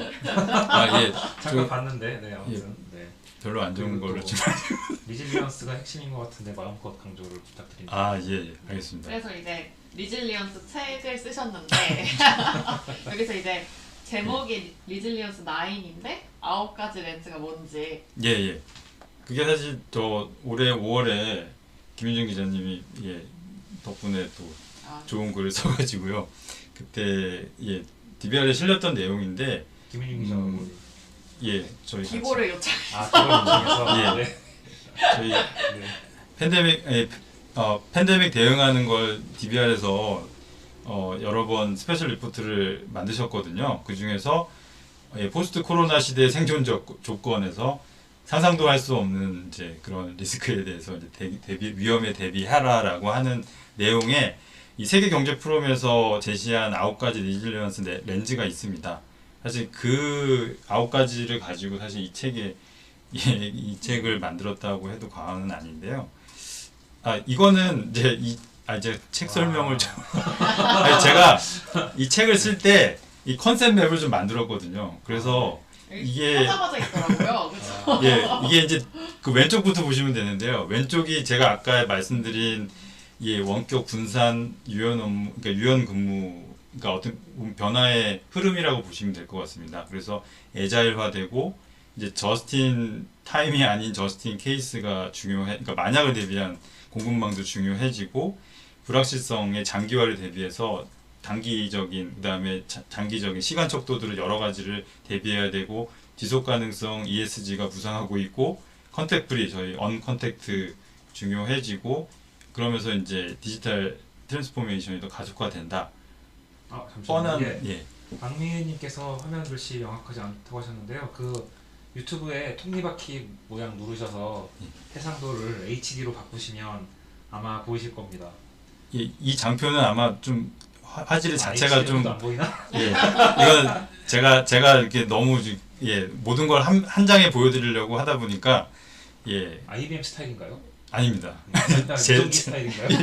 제가 이제 왜냐면 이걸 이렇게 여러 장에 걸쳐서 나눠 설명을 드리면 이게 한눈에 보시기가 좀 어려워서 네. 그래서 맨 왼쪽이 그런 이제 변화의 흐름이고요. 그래서 이제 바로 그 다음에 네모 박스 10개가 제가 좀 전에 설명드린 경영 인사이트 10개입니다. 맨 왼쪽이 흐름? 맨 왼쪽이 아까 그 변화 6가지, 뭐 흐름. 7가지 말씀드린 거고, 네. 그다음 그 네모 박스 10가지가 그 경영 인사이트 10개입니다. 이제 그래서 이런 변화의 흐름이나 이런 이제 인사이트들이 있으니 이걸 이제 해결하는 거를 어떻게 보면 굳이 그냥 짜맞추기식으로 해서 리질리언스가 필요하다. 근데 리질리언스라고 하는 것이 그냥 벙벙한 것이 아니라 구조적, 스트럭처럴, 그다음에 통합적, 인테그레이티브, 그다음에 이제 전환적, 트랜스포머티브라고 해서 이제 세 가지의 범주고, 그게 이제 뒤에 나오는 이제 각각 세 가지씩 있어서 이제 9가지가 리질리언스 렌즈고, 그게 마지막으로 그러면 이제 이걸 어떻게 그러면 실천할 수 있냐라고 하는 그 아홉 가지 실천 액션 플랜이고 맨 마지막에 10번째는 어떤 공통사항이라고 보시면 좋을 것 같습니다. 그래서 이렇게 이 해상도가 떨어지는 걸 계속 보여드릴 수는 없기 때문에 책을 사 예예예 아니 그걸 노리신 건가? 그건 아니고요. 예, 아이고 어떻게 아니. 그래서 사실 이제 이 동아 비즈니스 리뷰에 지난 5월에 나온 그 내용입니다. 그러니까 9가지 렌즈인데 이게 제가 이 프레임워크를 제가 만든 게 아니라 세계경제포럼 글로벌 리스크 보고서에 나왔던 내용을 가지고 9개로 얘기를 하고 있고, 이거 하나하나마다 뭐 어떤 내용인지 설명은 드리진 않겠지만 여기 내용에 보시면 리질리언스라고 하는 것이 어떤 그 가외성, 그러니까 잉여 자원이나 이런 걸 중복을 허용해야 되고 그런 것들을 감안해서 설계를 해야 된다는 내용과, 약간 그 모듈화를 해서 하나가 문제가 생겼을 경우에 다른 쪽에 영향을 미치지 않도록 모듈화를 해야 된다라는 것과 저희가 다양성에 대한 그 내용 요 세 가지 1, 2, 3 요게 이제 구조적인 리질리언스고요.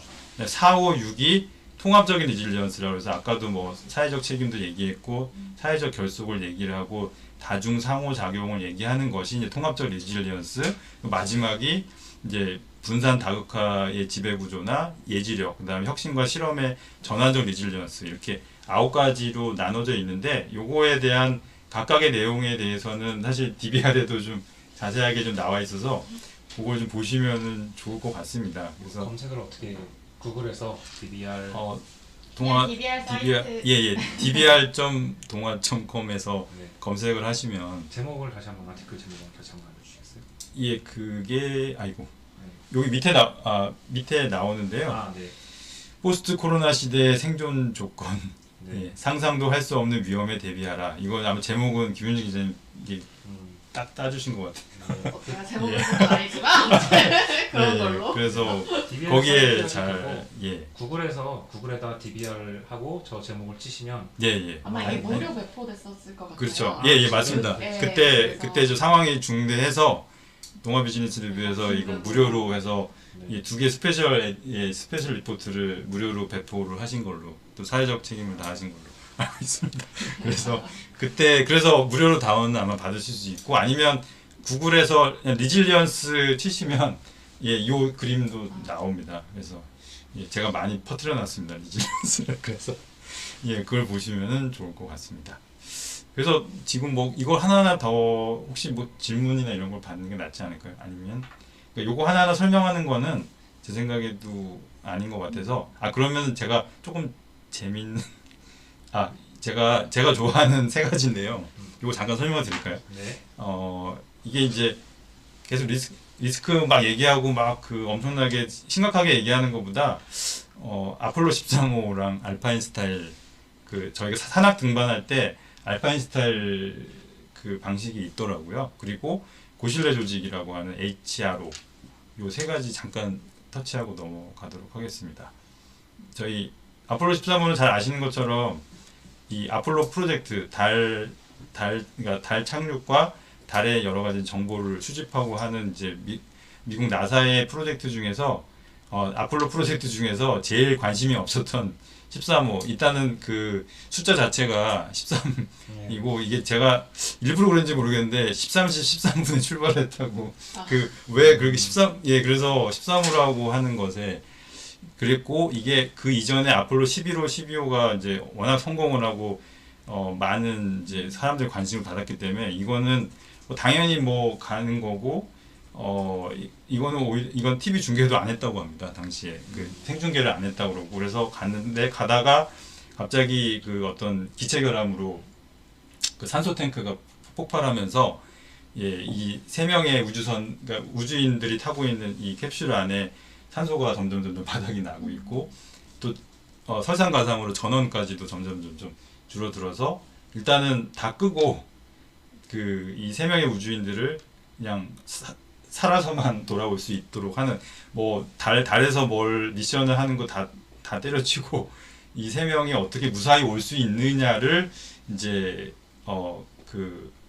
미션 컨트롤러라고 하는 이제 휴스턴의 나사 나사와 나사의 관제 센터와 이 세 명의 우주인들 간의 커뮤니케이션을 하면서 어떻게 이 거의 희박한 산소와 전원을 아껴가면서 돌아올 수 있느냐라고 하는 것을 이제 얘기를 하고 있습니다. 그래서 결국은 위기 상황에서 정말 일단은 그 목표는 명확하죠. 이제 기업 같은 경우는 우리 기업이 일단 당장에 생존을 해야 되기 때문에 생존을 하기 위해서는 어떤 거는 어떤 스위치는 내려야 되고 어떤 스위치는 켜야 되는지. 왜냐하면 이 전원을 그나마 없는 전원을 아끼기 위해서는 일단 그 많은 기능들을 다 꺼야 됐었거든요.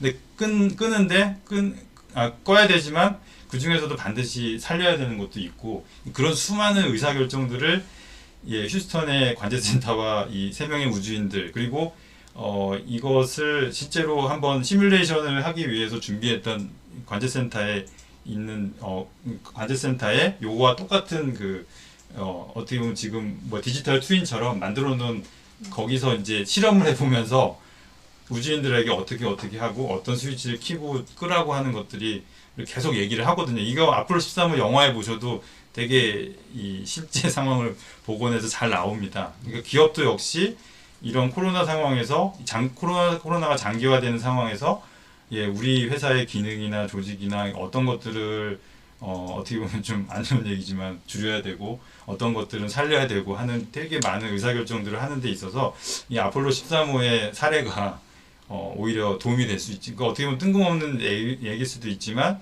아폴로 13호가 했던 내용들을 보면서 어떻게 위기를 극복하고 어떻게 그 수많은 결정 중에서도 반드시 해야 되는 것들을 했는지에 대한 것을 한번 짚어보면 특히 경영진 분들은 어떻게 보면 인사이트를 좀 얻을 수 있는 그리고 이것도 역시 제가 제안한 게 아니라 우리 전략 컨설팅 회사에서 또 아폴로 13호를 또 강력 추천해 주셨습니다.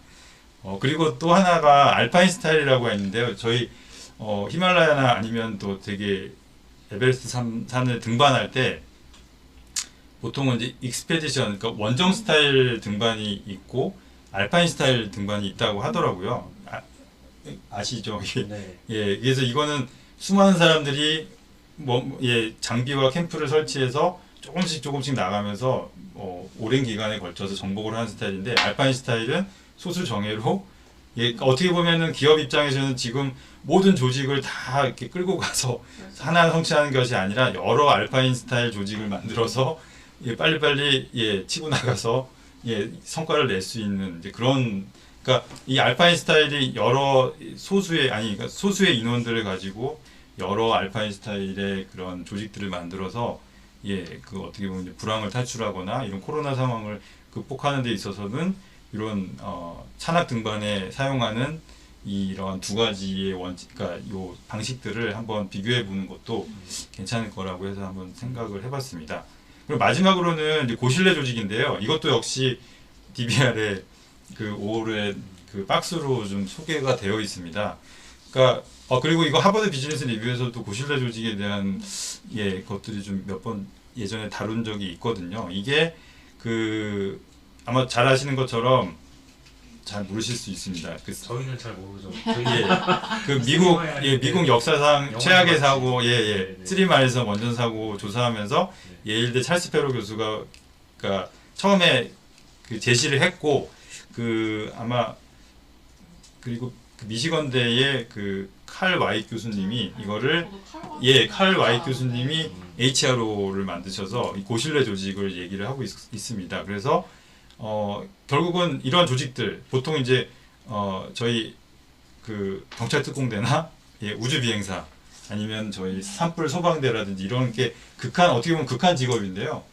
극한 상황에서도 수많은 돌발 사고가 있다 하더라도 절대 이제 대응에 실패하는 경우가 드물다는 그러니까 이런 조직들을 이제 분석을 하다 보니까 5가지 특징을 좀 얘기를 하고 있더라고요. 그러니까 이게 이 5가지 특징을 그대로 답습하라는 것이 아니라 특징 중에서 좀 도움이 되는 것을 좀 우리 조직에도 좀 도입을 하면 어떨까라고 해서 좀 말씀을 드리면요. 일단 이런 고실내 조직들은 실패에 대해서 깊게 다루는데요. 저희가 통상 무시하고 넘어갈 수 있는 작은 실패 같은 것도 추적을 해보고 혹시 이제 미약한 신호들 찾아야 되는 이게 아까 이제 케플란 교수님도 얘기하신 것처럼 이제 그 몇 가지의 그런 것들 실패가 모아서 큰 실패가 되는 것처럼 미약한 신호들 우리가 신경 쓰지 않은 것에서 거기서 이제 어떤 문제점들이 발생할 수 있는 것들을 항상 이제 깊이 있게 다뤄야 된다. 이게 5가지 원칙을 간단하게 설명드리겠지만 이걸 보다 보면 이게 약간 뭐 엄청 그 저기 강박관념에 빠졌거나 할 수 있을까? 어떻게 보면은 그쵸 이게 만약 CEO가 이거 이렇게 한다 그러면 직원들이 다 그 나만 하지를 못할 수가 있어서 제가 이제 전제로 말씀드리는 건 이거는 이제 고신뢰 조직들 그 아까 우주비행사, 경찰특공대나 산불 소방대 같은 그런 극한 직업들을 가진 조직들이 갖고 있는 5가지 원칙이다.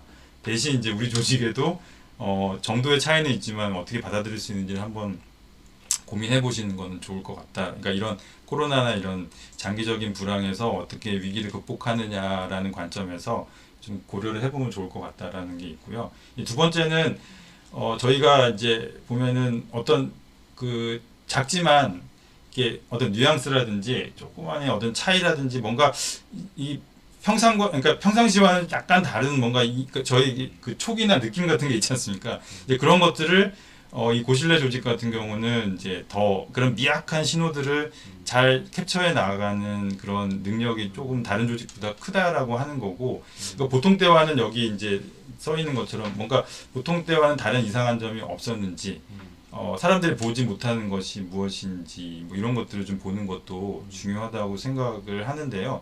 제가 기억이 나는 게 예전에 이제 계속 이제 우주 비행 얘기를 하다 보니까 저희 콜롬비아호 막 하다가 폭발하고 그래서 그 어떤 그 결함 때문에 갑자기 출발했다가 폭발한 사건들이 있었거든요. 근데 그거에 여러 가지 원인들을 찾다 보니까 어떤 결함이나 이런 게 보고가 됐는데 그거를 이제 전화로 그때 이제 만나서 얘기를 했어야 되는데 전화로 얘기를 하다 보니까 전화로 이제 그냥 음성으로만 얘기를 하다 보면 그 사람의 어떤 그 표정이라든지 이런 어떤 그 뉘앙스들을 발견을 못해서 어떻게 보면 이제 서로 만나서 얘기했으면 되게 중요한 결함이다라고 해서 인지를 하고 대비를 했을 텐데 전화로 얘기하다 보니까 그러니까 평상적인 내용으로 치부돼서 그런 거를 결국은 이제 고치지 못했다가 나중에 큰 사고가 있었다고 하더라고요. 지금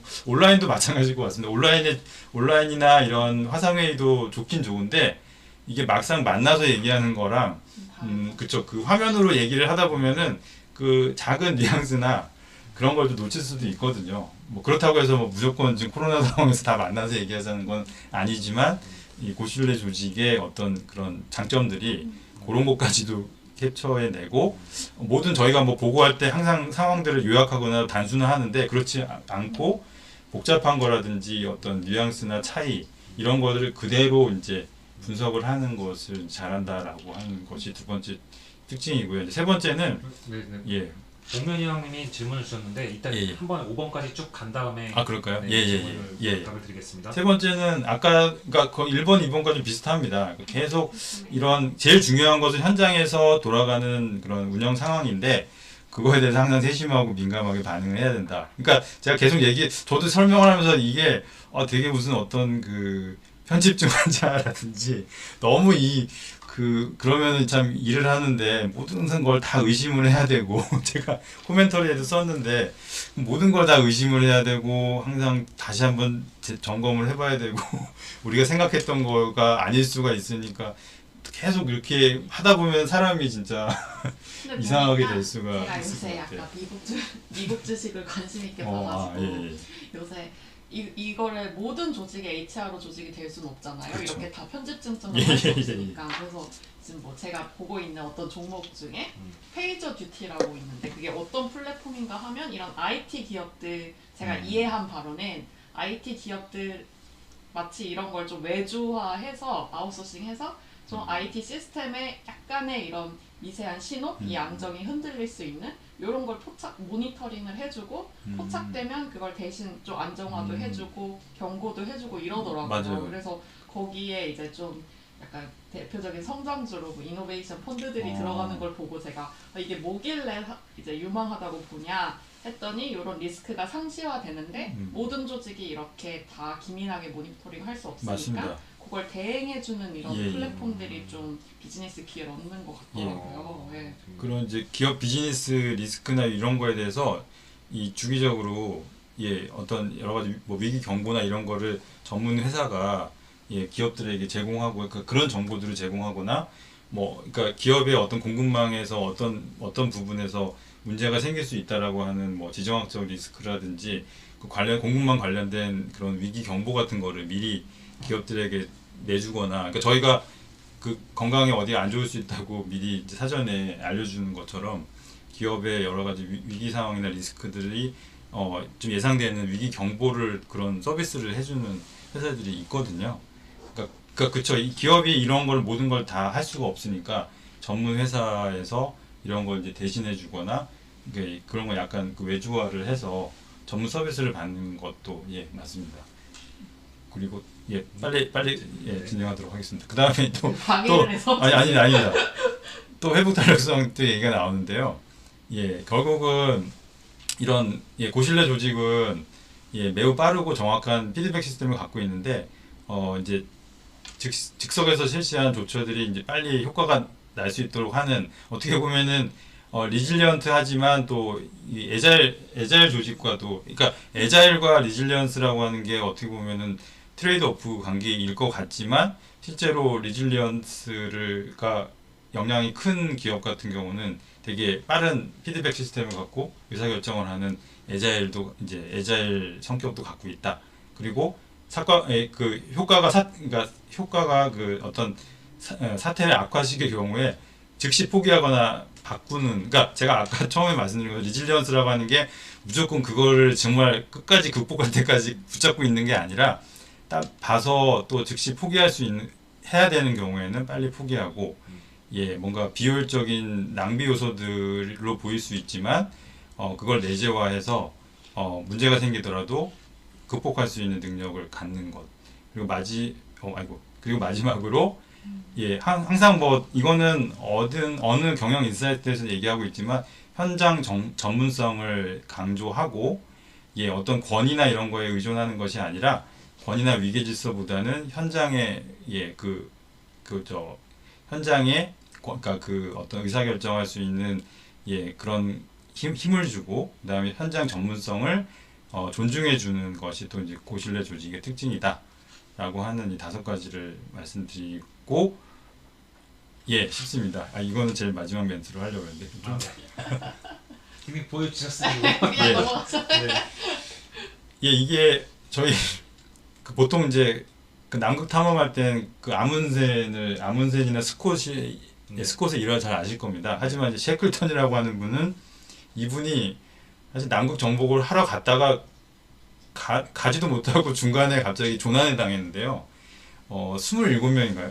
17명인가 27명의 그러니까 대원들을 와 조난을 당해서 그때는 뭐 통신망도 없고 해서 거의 627일 동안 거의 1년이 뭐 2년 넘게 조난당했다가 한 명의 정말 그 목숨을 잃지 않고 모든 전 대원을 무사히 데리고 돌아오신 아주 불굴의 엄청난 분인데 이분이 이제 그 600 며칠 동안 고생하시고 전 대원을 다 무사 귀환을 하면서 말씀하신 것이 이 optimism is true moral courage라고 해서 지금 이제 코로나 상황에서 항상 이제 좀 낙관주의 옵티미즘을 갖고 항상 어떤 그 용기를 갖고 사실 임하는 것이 이제 중요한 그러니까 이분의 말씀하신 것이 이해가 되면서 이분이 거의 2년 동안 조난을 당했는데 살아오신 것처럼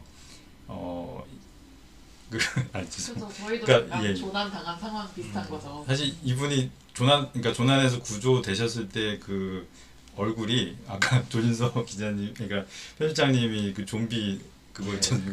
완전히 진짜 사람의 형태가 아니시더라고요. 근데 지금 이제 아주 말끔하게 되어 있지만 그 조난 사진을 넣었어야 됐을 것 같은데 그래야지 딱 와닿으실 것 같은데 아무튼 마지막으로 뭐 기업 리질리언스를 말씀을 드릴 때 이분의 그 명언을 한번 좀 상기하면서 음. 일단은 좀 준비한 내용을 두서없게나마 좀 설명을 드렸습니다. 예. 네. 그러면 아까 복면 효왕님께서 하셨던 질문, 예, 그 아폴로 13호 사건에서 예. 명확한 미션이 의사결정 기준이 돼야 되는데 명확한 미션이 있다고 해도 현장 일선에서 개개인들의 의사결정을 할 때는 그 미션에 따라 작동하게 해야 되는데 네. 그게 어려운 거 아니냐, 좋은 사례나 방법은 있으신가 네, 하는 질문 주셨습니다. 그러니까 미션이 예, 기업 예. 차원에서 미션이 있는 건 좋은데 그렇죠. 내가 지금 아폴로 13호에 달라붙어서 뭔가 지금 예. 고쳐야 되는 직원이야. 네, 근데 그 미션이 직원의 미션이 되도록 온라인 시키는 것이 어려운 게 아닌가 하는 네. 말씀을 하신 것 같습니다. 예, 그 당시에 아폴로 13호를 좀 그 복귀해 보면요, 그 짐 크란츠라고 하는 그 아주 되게 유명하신 분인데요. 그 관제센터 센터장이 계셨거든요. 근데 일단 그분의 어떻게 보면은 이제 항상 저희 리질리언스나 위기 관리, 리스크 관리할 때는 그 리더십에 대한 내용이 좀 많이 나오거든요. 사실 이제 개별 직원도 있지만 어떻게 보면 이제 그 리더십이 좀 작용을 한 부분도 있고요.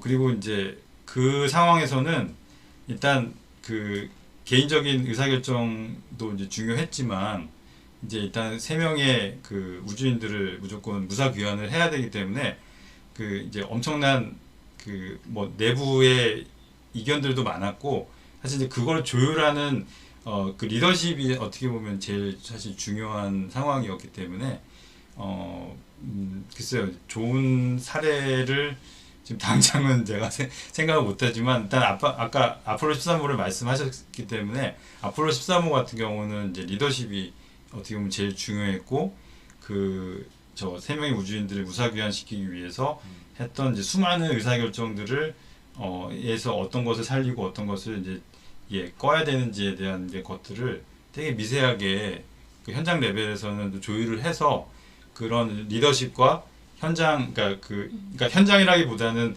완전히 그 그러니까 우주인들이 있었던 캡슐과 똑같은 디지털 트윈 같이 지금의 트윈 같이 만든 곳에서의 그 실제로 테스트를 통해서 그 현장에서의 그 실제로 이제 실무적인 의사결정과 리더십이 두 개가 좀 맞아 떨어졌던 거라고 이제 볼 수가 있을 것 같습니다. 그래서 지금 복면 혀왕님께서 말씀하신 좋은 사례는 제가 지금 당장은 생각이 나지는 않는데요. 네. 예. 이메일 부탁드립니다. 예. 그리고 아마 그 책에 이렇게 보시다 보면 아. 그 몇 가지 사례가 조합이 되면 저게 설명이 될 수가 있을 것 같습니다. 제가 사실 맨날 그 항상 얘기하지만 이 성공 사례를 좀 말씀드리기 좀 그런 게 조심스럽죠. 성공 사례를 얘기를 하면은 분명히 그 기업이 다음에 가서 아까 뭐 본 것처럼 문제가 생기거든요. 아까 듀폰의 리질리언스 리스크 인텔리전스 경영 되게 잘한다고 항상 모범 사례로 나와 있는데, 그 아까 보신 것처럼 그런 폐수를 방류하거나 그 유해 물질들을 그러니까 실제로 그 어떻게 보면 대표 그 제품에 그런 아주 치명적인 유해 물질이 들어간 거에 대해서 사실 내부적으로도 어떻게 보면 그거를 함구하거나 뭐 그런 내부적으로 그 복잡한 일들이 있었거든요.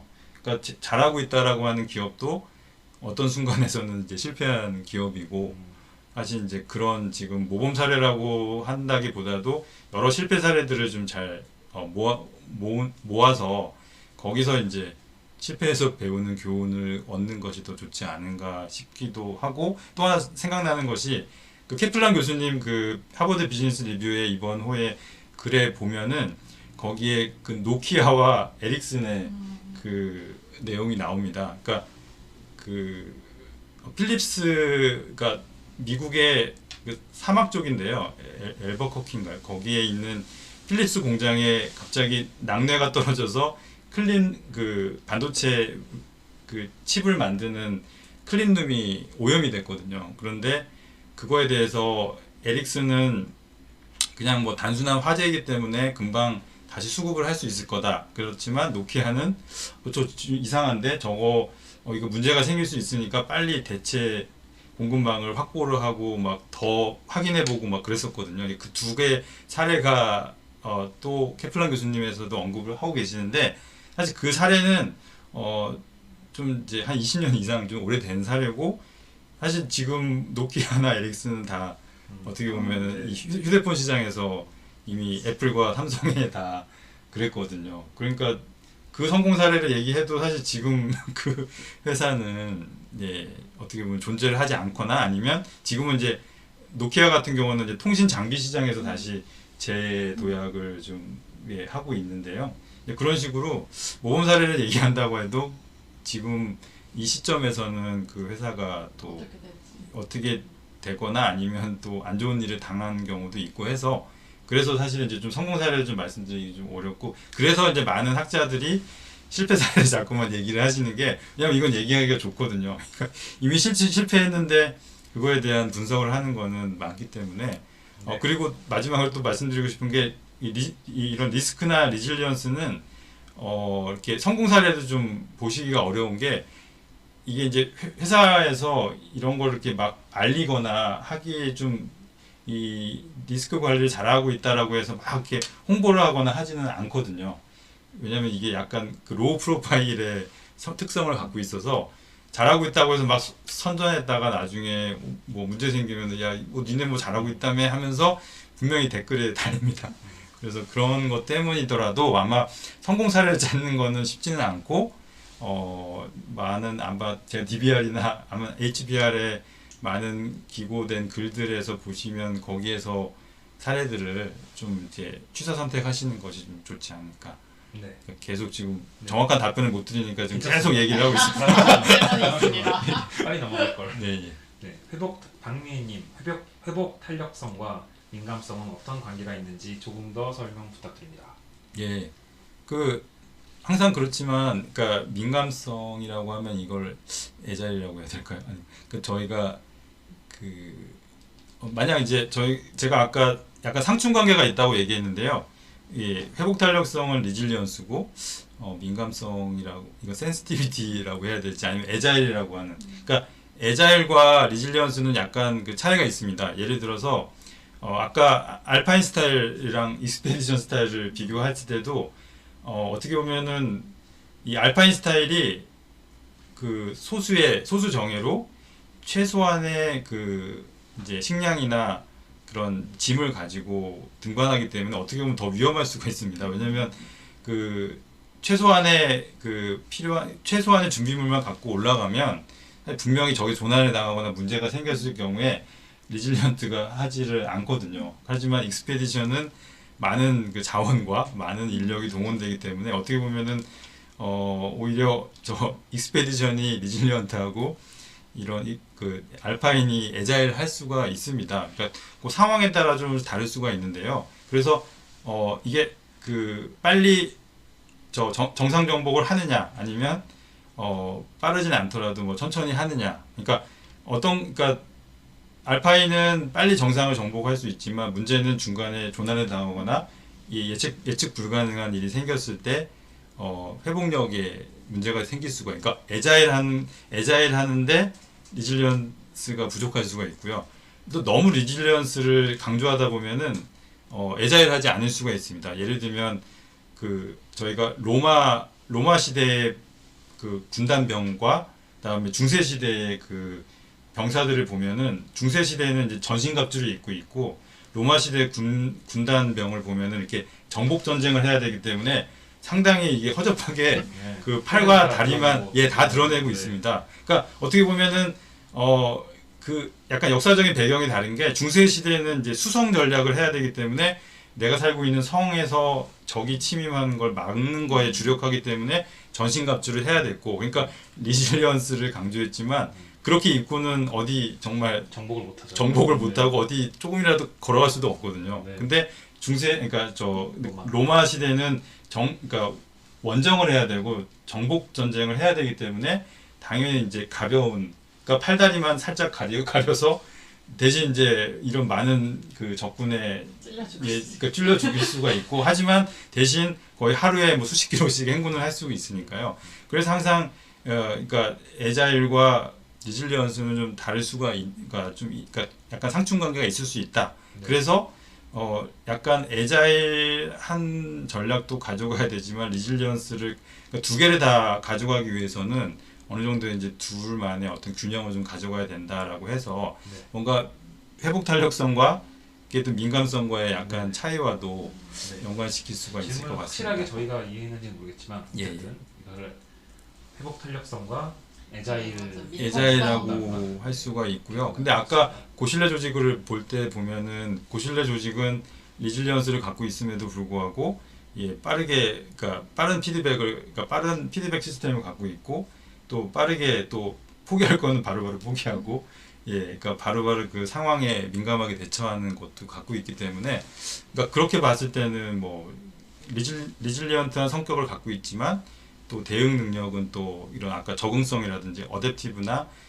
센시티비티를 분명히 이제 갖고 있다라고 하는 거고 아까도 고실내 조직에서도 그 되게 민감한 부분이나 그런 되게 사소한 차이나 뉘앙스에도 그것을 이제 놓치지 않는다라고 하는 성격을 갖고 있어서 두 개가 뭐 항상 대립되거나 배치되지 않고 또 공존할 수 있고 공유할 수 있는 그런 성격이 되지 않을까 네. 생각이 됩니다. 다음 질문입니다. CH킴님, 리질리언스는 최고 경영자가 직접 챙겨야 하나요? 아니면 리질리언스 전문가에게 권한을 위임해야 하나요? 이게 그때 하버드 비즈니스 그 저 세미나에서도 예전에 에자일 그 리더들이 사실은 네, 에자일 그쵸. 리더십. 네. 예, 너무 현장이나 실무자들의 에자일만 강조했는데 결국은 에자일 리더십이 더 중요하다고 한 것처럼 리질리언스도 오히려 더 리더십이 필요합니다. 왜냐하면 효율적이지도 않고 뭔가 잉여의 자원이 필요하고 되게 비효율적이고 낭비 요소들을 계속 얘기를 하고 있는데 이게 리더십이나 위에 경영진에서 지원해주지 않으면 그 실무자가 아무리 얘기를 한들 리질리언스나 이런 설계나 확보가 절대 되지가 않아서 오히려 에자일보다도 더 중요한데 또 이렇게 너무 또 이 현실을 또 깨는 그러니까 현실적으로 말씀을 드리면 되게 그 경영진들이 이거 우리 어떤 이런 사건 사고 대응해야 되기 때문에 이런 거 필요하지 않아 하면서 막 얘기를 해요. 그러면서 뭐 이걸 하기 위해서 얼마 드는지 비용을 가져와봐 그러면 딱 보고를 하면 그 다음부터 연락을 안 하시거든요. 왜냐면 효율성과 배치되다 보니까 돈을 보면은 야 이거 내가 생각한 것보다 너무 비싸네. 이거 굳이 이만큼 돈을 들여서 이걸 해야 되겠어라고 해서 그러니까 어떤 그 사회적 이슈나 막 그런 사회적인 어떤 문제들이라든지 이런 위기나 이런 것들이 이제 신문지상에 크게 나오잖아요. 그러면은 막 경영진분들이나 회장님들이 막 빨리 뭐 그거에 대해서 우리가 어떻게 대응하는지 보고서를 가져와서 막 해서 드리잖아요. 근데 이제 그러면 이거 하는데 얼마 들어? 그러면 이제 또 해서 만들어 딱 드리면 그 다음부터 이제 연락이 안. 그러니까 그 견적서를 보시면은 야 이거 그냥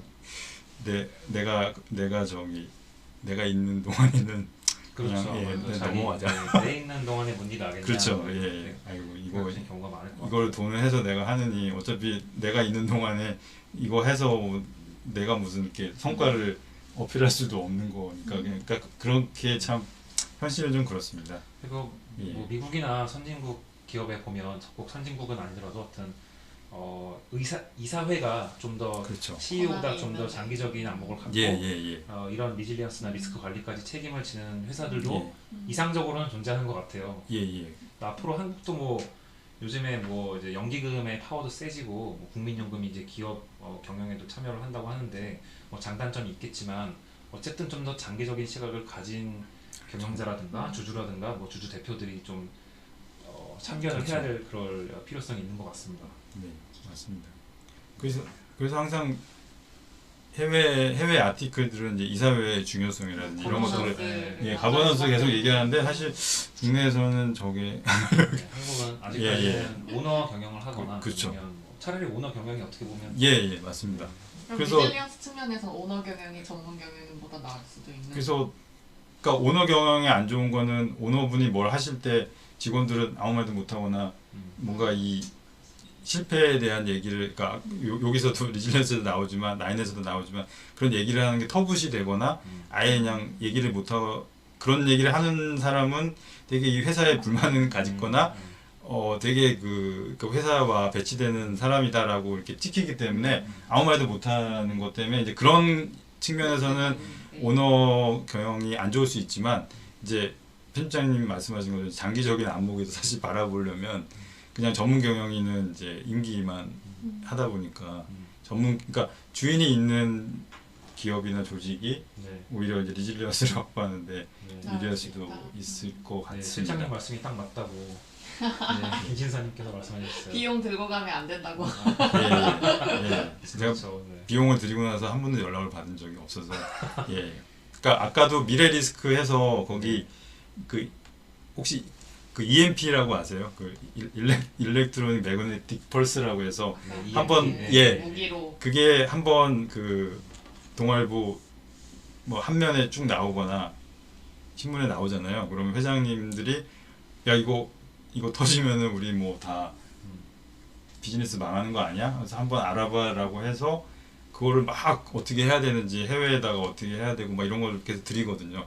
비용 같은 거에서 막 이렇게 드리면 이제 연락 한두 달 동안 하다가 회장님한테 보고됐다고까지는 얘기 들었는데 네. 그 다음에 연락을 안 하시는데요. 그러니까 그런 식으로 저런 미래 거대 담론 같지만 뭐 진짜 북한이죠. 백두산 화산 폭발 또 가끔 잊을만 하면 한 번씩 나오는 거. 맞아요. 그리고 핵폭탄이나 아니면 EMP 조금 더 현실적인 EMP탄 나오면 그래도 회장님들은 또 이렇게 왜냐면 신문 보시니까요.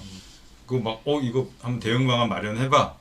그래서 마련해서 비용 이 정도 몇백억 듭니다. 이렇게 딱 주면은 일단 바로 이제 네. 그 관심을 싹 끊어버리는. 어쩔 수 없는 것 같습니다. 그렇지만 현실적인 리스크들에 대해서는 좀 체계적으로 하면 좋을 것 같아서 저도 사실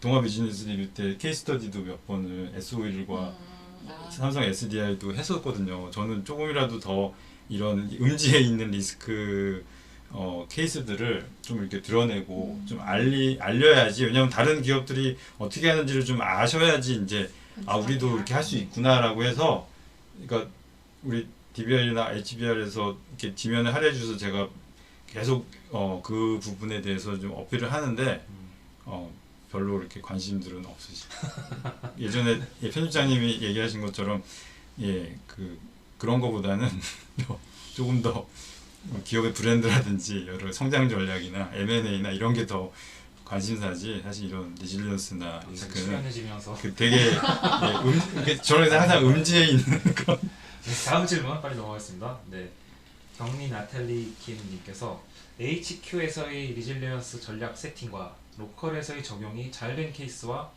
그렇지 않은 케이스를 알 수 있을까요? 라고 하셨는데 지금까지 말씀드린 것이 잘 된 케이스를 찾기는 힘들다. 잘 안 된 케이스를 말씀드려야 될까요? 그거를 한번 말씀을 드리겠습니다. 제일 안정적인 것은 이미 하버드 비즈니스 리뷰에 나와 있는 케이스인데요. 제가 아까 말씀드린 그러니까 필립스라고 하는 회사가 이제 반도체 칩을 생산하는데 그 반도체 칩을 노키아와 에릭슨이 휴대폰에 반도체 칩을 이제 다 공급을 받는 그 두 개 고객사인데 그 공급 업체에서 문제가 생겼을 때 거기 이제 보시면은 에릭슨은 그냥 담당자가 이거 뭐 그냥 공장에서 작은 화재고 이거 한 2주 정도 수급 차질이 있을 거다. 이거는 뭐 내 경험상으로는 이것은 뭐 크게 문제가 되지 않고 우리는 이미 재고가 한 3주나 4주 정도의 재고가 있으니까 이거는 뭐 충분히 2주 후면 다시 더 선적이 될 거고 문제가 없을 거다라고 해서 뭐 위에도 보고도 안 하고 그냥 그러니까 구매 담당자 입장에서 그냥 종결을 했던 건데 이제 그러니까 노키아 같은 경우는 뭔가 화재가 그러니까 똑같이 보고가 됐는데 이거는 이제 빨리 그 본사에 보고를 해서 본사의 임원들과 이제 좀 얘기를 하다 보니까 이거는 뭔가 좀 그러니까 반도체 공장에서 문제가 생기는 거는 분명히 이렇게 단순한 뭐 1, 2주 정도의 수급 차질이 아니라 더 큰 문제가 생길 수 있으니 빨리 대체 공급망을 확보해 보고 필립스에서도 최대한 빨리 선점을 해서 너희들이 공급할 수 있는 것도 빨리 그러니까 우리에게 먼저 주고 그러니까 다른 경쟁 회사에 비해서 그러니까 미리 이제 선점을 해놓은 거죠. 그거를 하기 위해서는 그러니까 HQ에 보고를 한 노키아와 그냥 담당자가 그냥 그 보고만 받고 끝냈던 에릭슨의 사실은 그게 차이가 있었고 그거를 이제 리질리언스나 리스크 관리 얘기할 때 상당히 많이 회자가 됩니다. 사실 저는 2000년 초부터 계속 그 얘기를 들었는데 케플란 교수님이 또 그거를 쓰실 줄은 제가 몰랐는데요. 근데 이제 제가 또 말씀드리고 싶은 거는 두 회사가 이제 지금 거의 휴대폰 시장에서는 없는 회사라서 그때는 잘했지만 계속 잘해야 되는데 잘하지를 못해서 그만큼 비즈니스가 어렵기도 하고요. 리질리언스를 계속적으로 확보하기는 참 어려워서 그래서 이제 에자일도 마찬가지인 것처럼 리질리언스도 리더십에 그러니까 리더들이 리질리언스를 더 확보를 해야 되고 리질리언스를 더 생각하시고 설계하는데 더 개입하시는 게 훨씬 도움이 된다라고 보고 있고요. 그래야지 담당 실무자가 백날 그거 중요하다고 하고 기한을 올리는 것보다 리더들이 그거를 먼저 탑다운으로 얘기를 해주는 게 가장 탑다운이 필요한 주제 중에 하나 영역이 바로 기업 리스크고 리질리언스다라고 보시면 좋을 거고 저는 사실 리질리언스를 얘기하지만 더 중요한 건 이제 기업의 리스크 관리가 더 중요한데 이제 리질리언스 그러니까 그러니까 아직도 국내에는 그러니까 기업 리스크라고 하는 게 아직 이렇게 좀 체계화가 좀 덜 돼 있는 것 같습니다. 그러니까 그게 지금도 이렇게 계속 유지되면서 기업 리스크 관리라고 하는 것이 이번 코로나19를 계기로 해서라도 좀 더 중요성이 좀 강조가 되고 이게 더 이상 어떤 낭비 요소라든지 이런 것이 아니고 기업의 어떤 중요한 핵심 경영 요소다라고 좀 그렇게 이해를 하시면 좋을 것 같습니다. 예, 그러면 벌써 이제 거의 9시가 돼가서 네, 더 질문이 없으시면 오늘 세미나는 여기서 끝내기로 하고 더 궁금하신 사항은 리질리언스 9 책을 네, 읽으시면 또 저희 또 HBR과 또 동아 비즈니스 리뷰에 리질리언스 혹은 리스크 관리라고 검색을 하시면요 아티클이 많이 나옵니다. 네, 참고를 하시면 좋을 것 같습니다.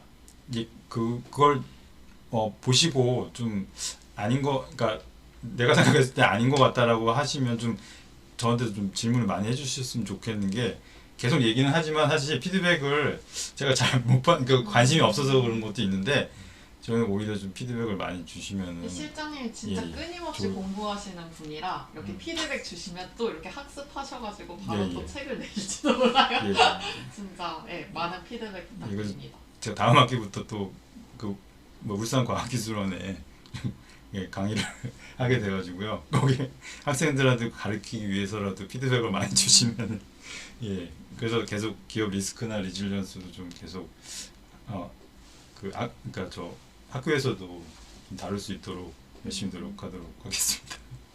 네, 오늘 그러면 수고해주신 유종기 실장님께 큰 박수를 부탁드리겠습니다. 감사합니다.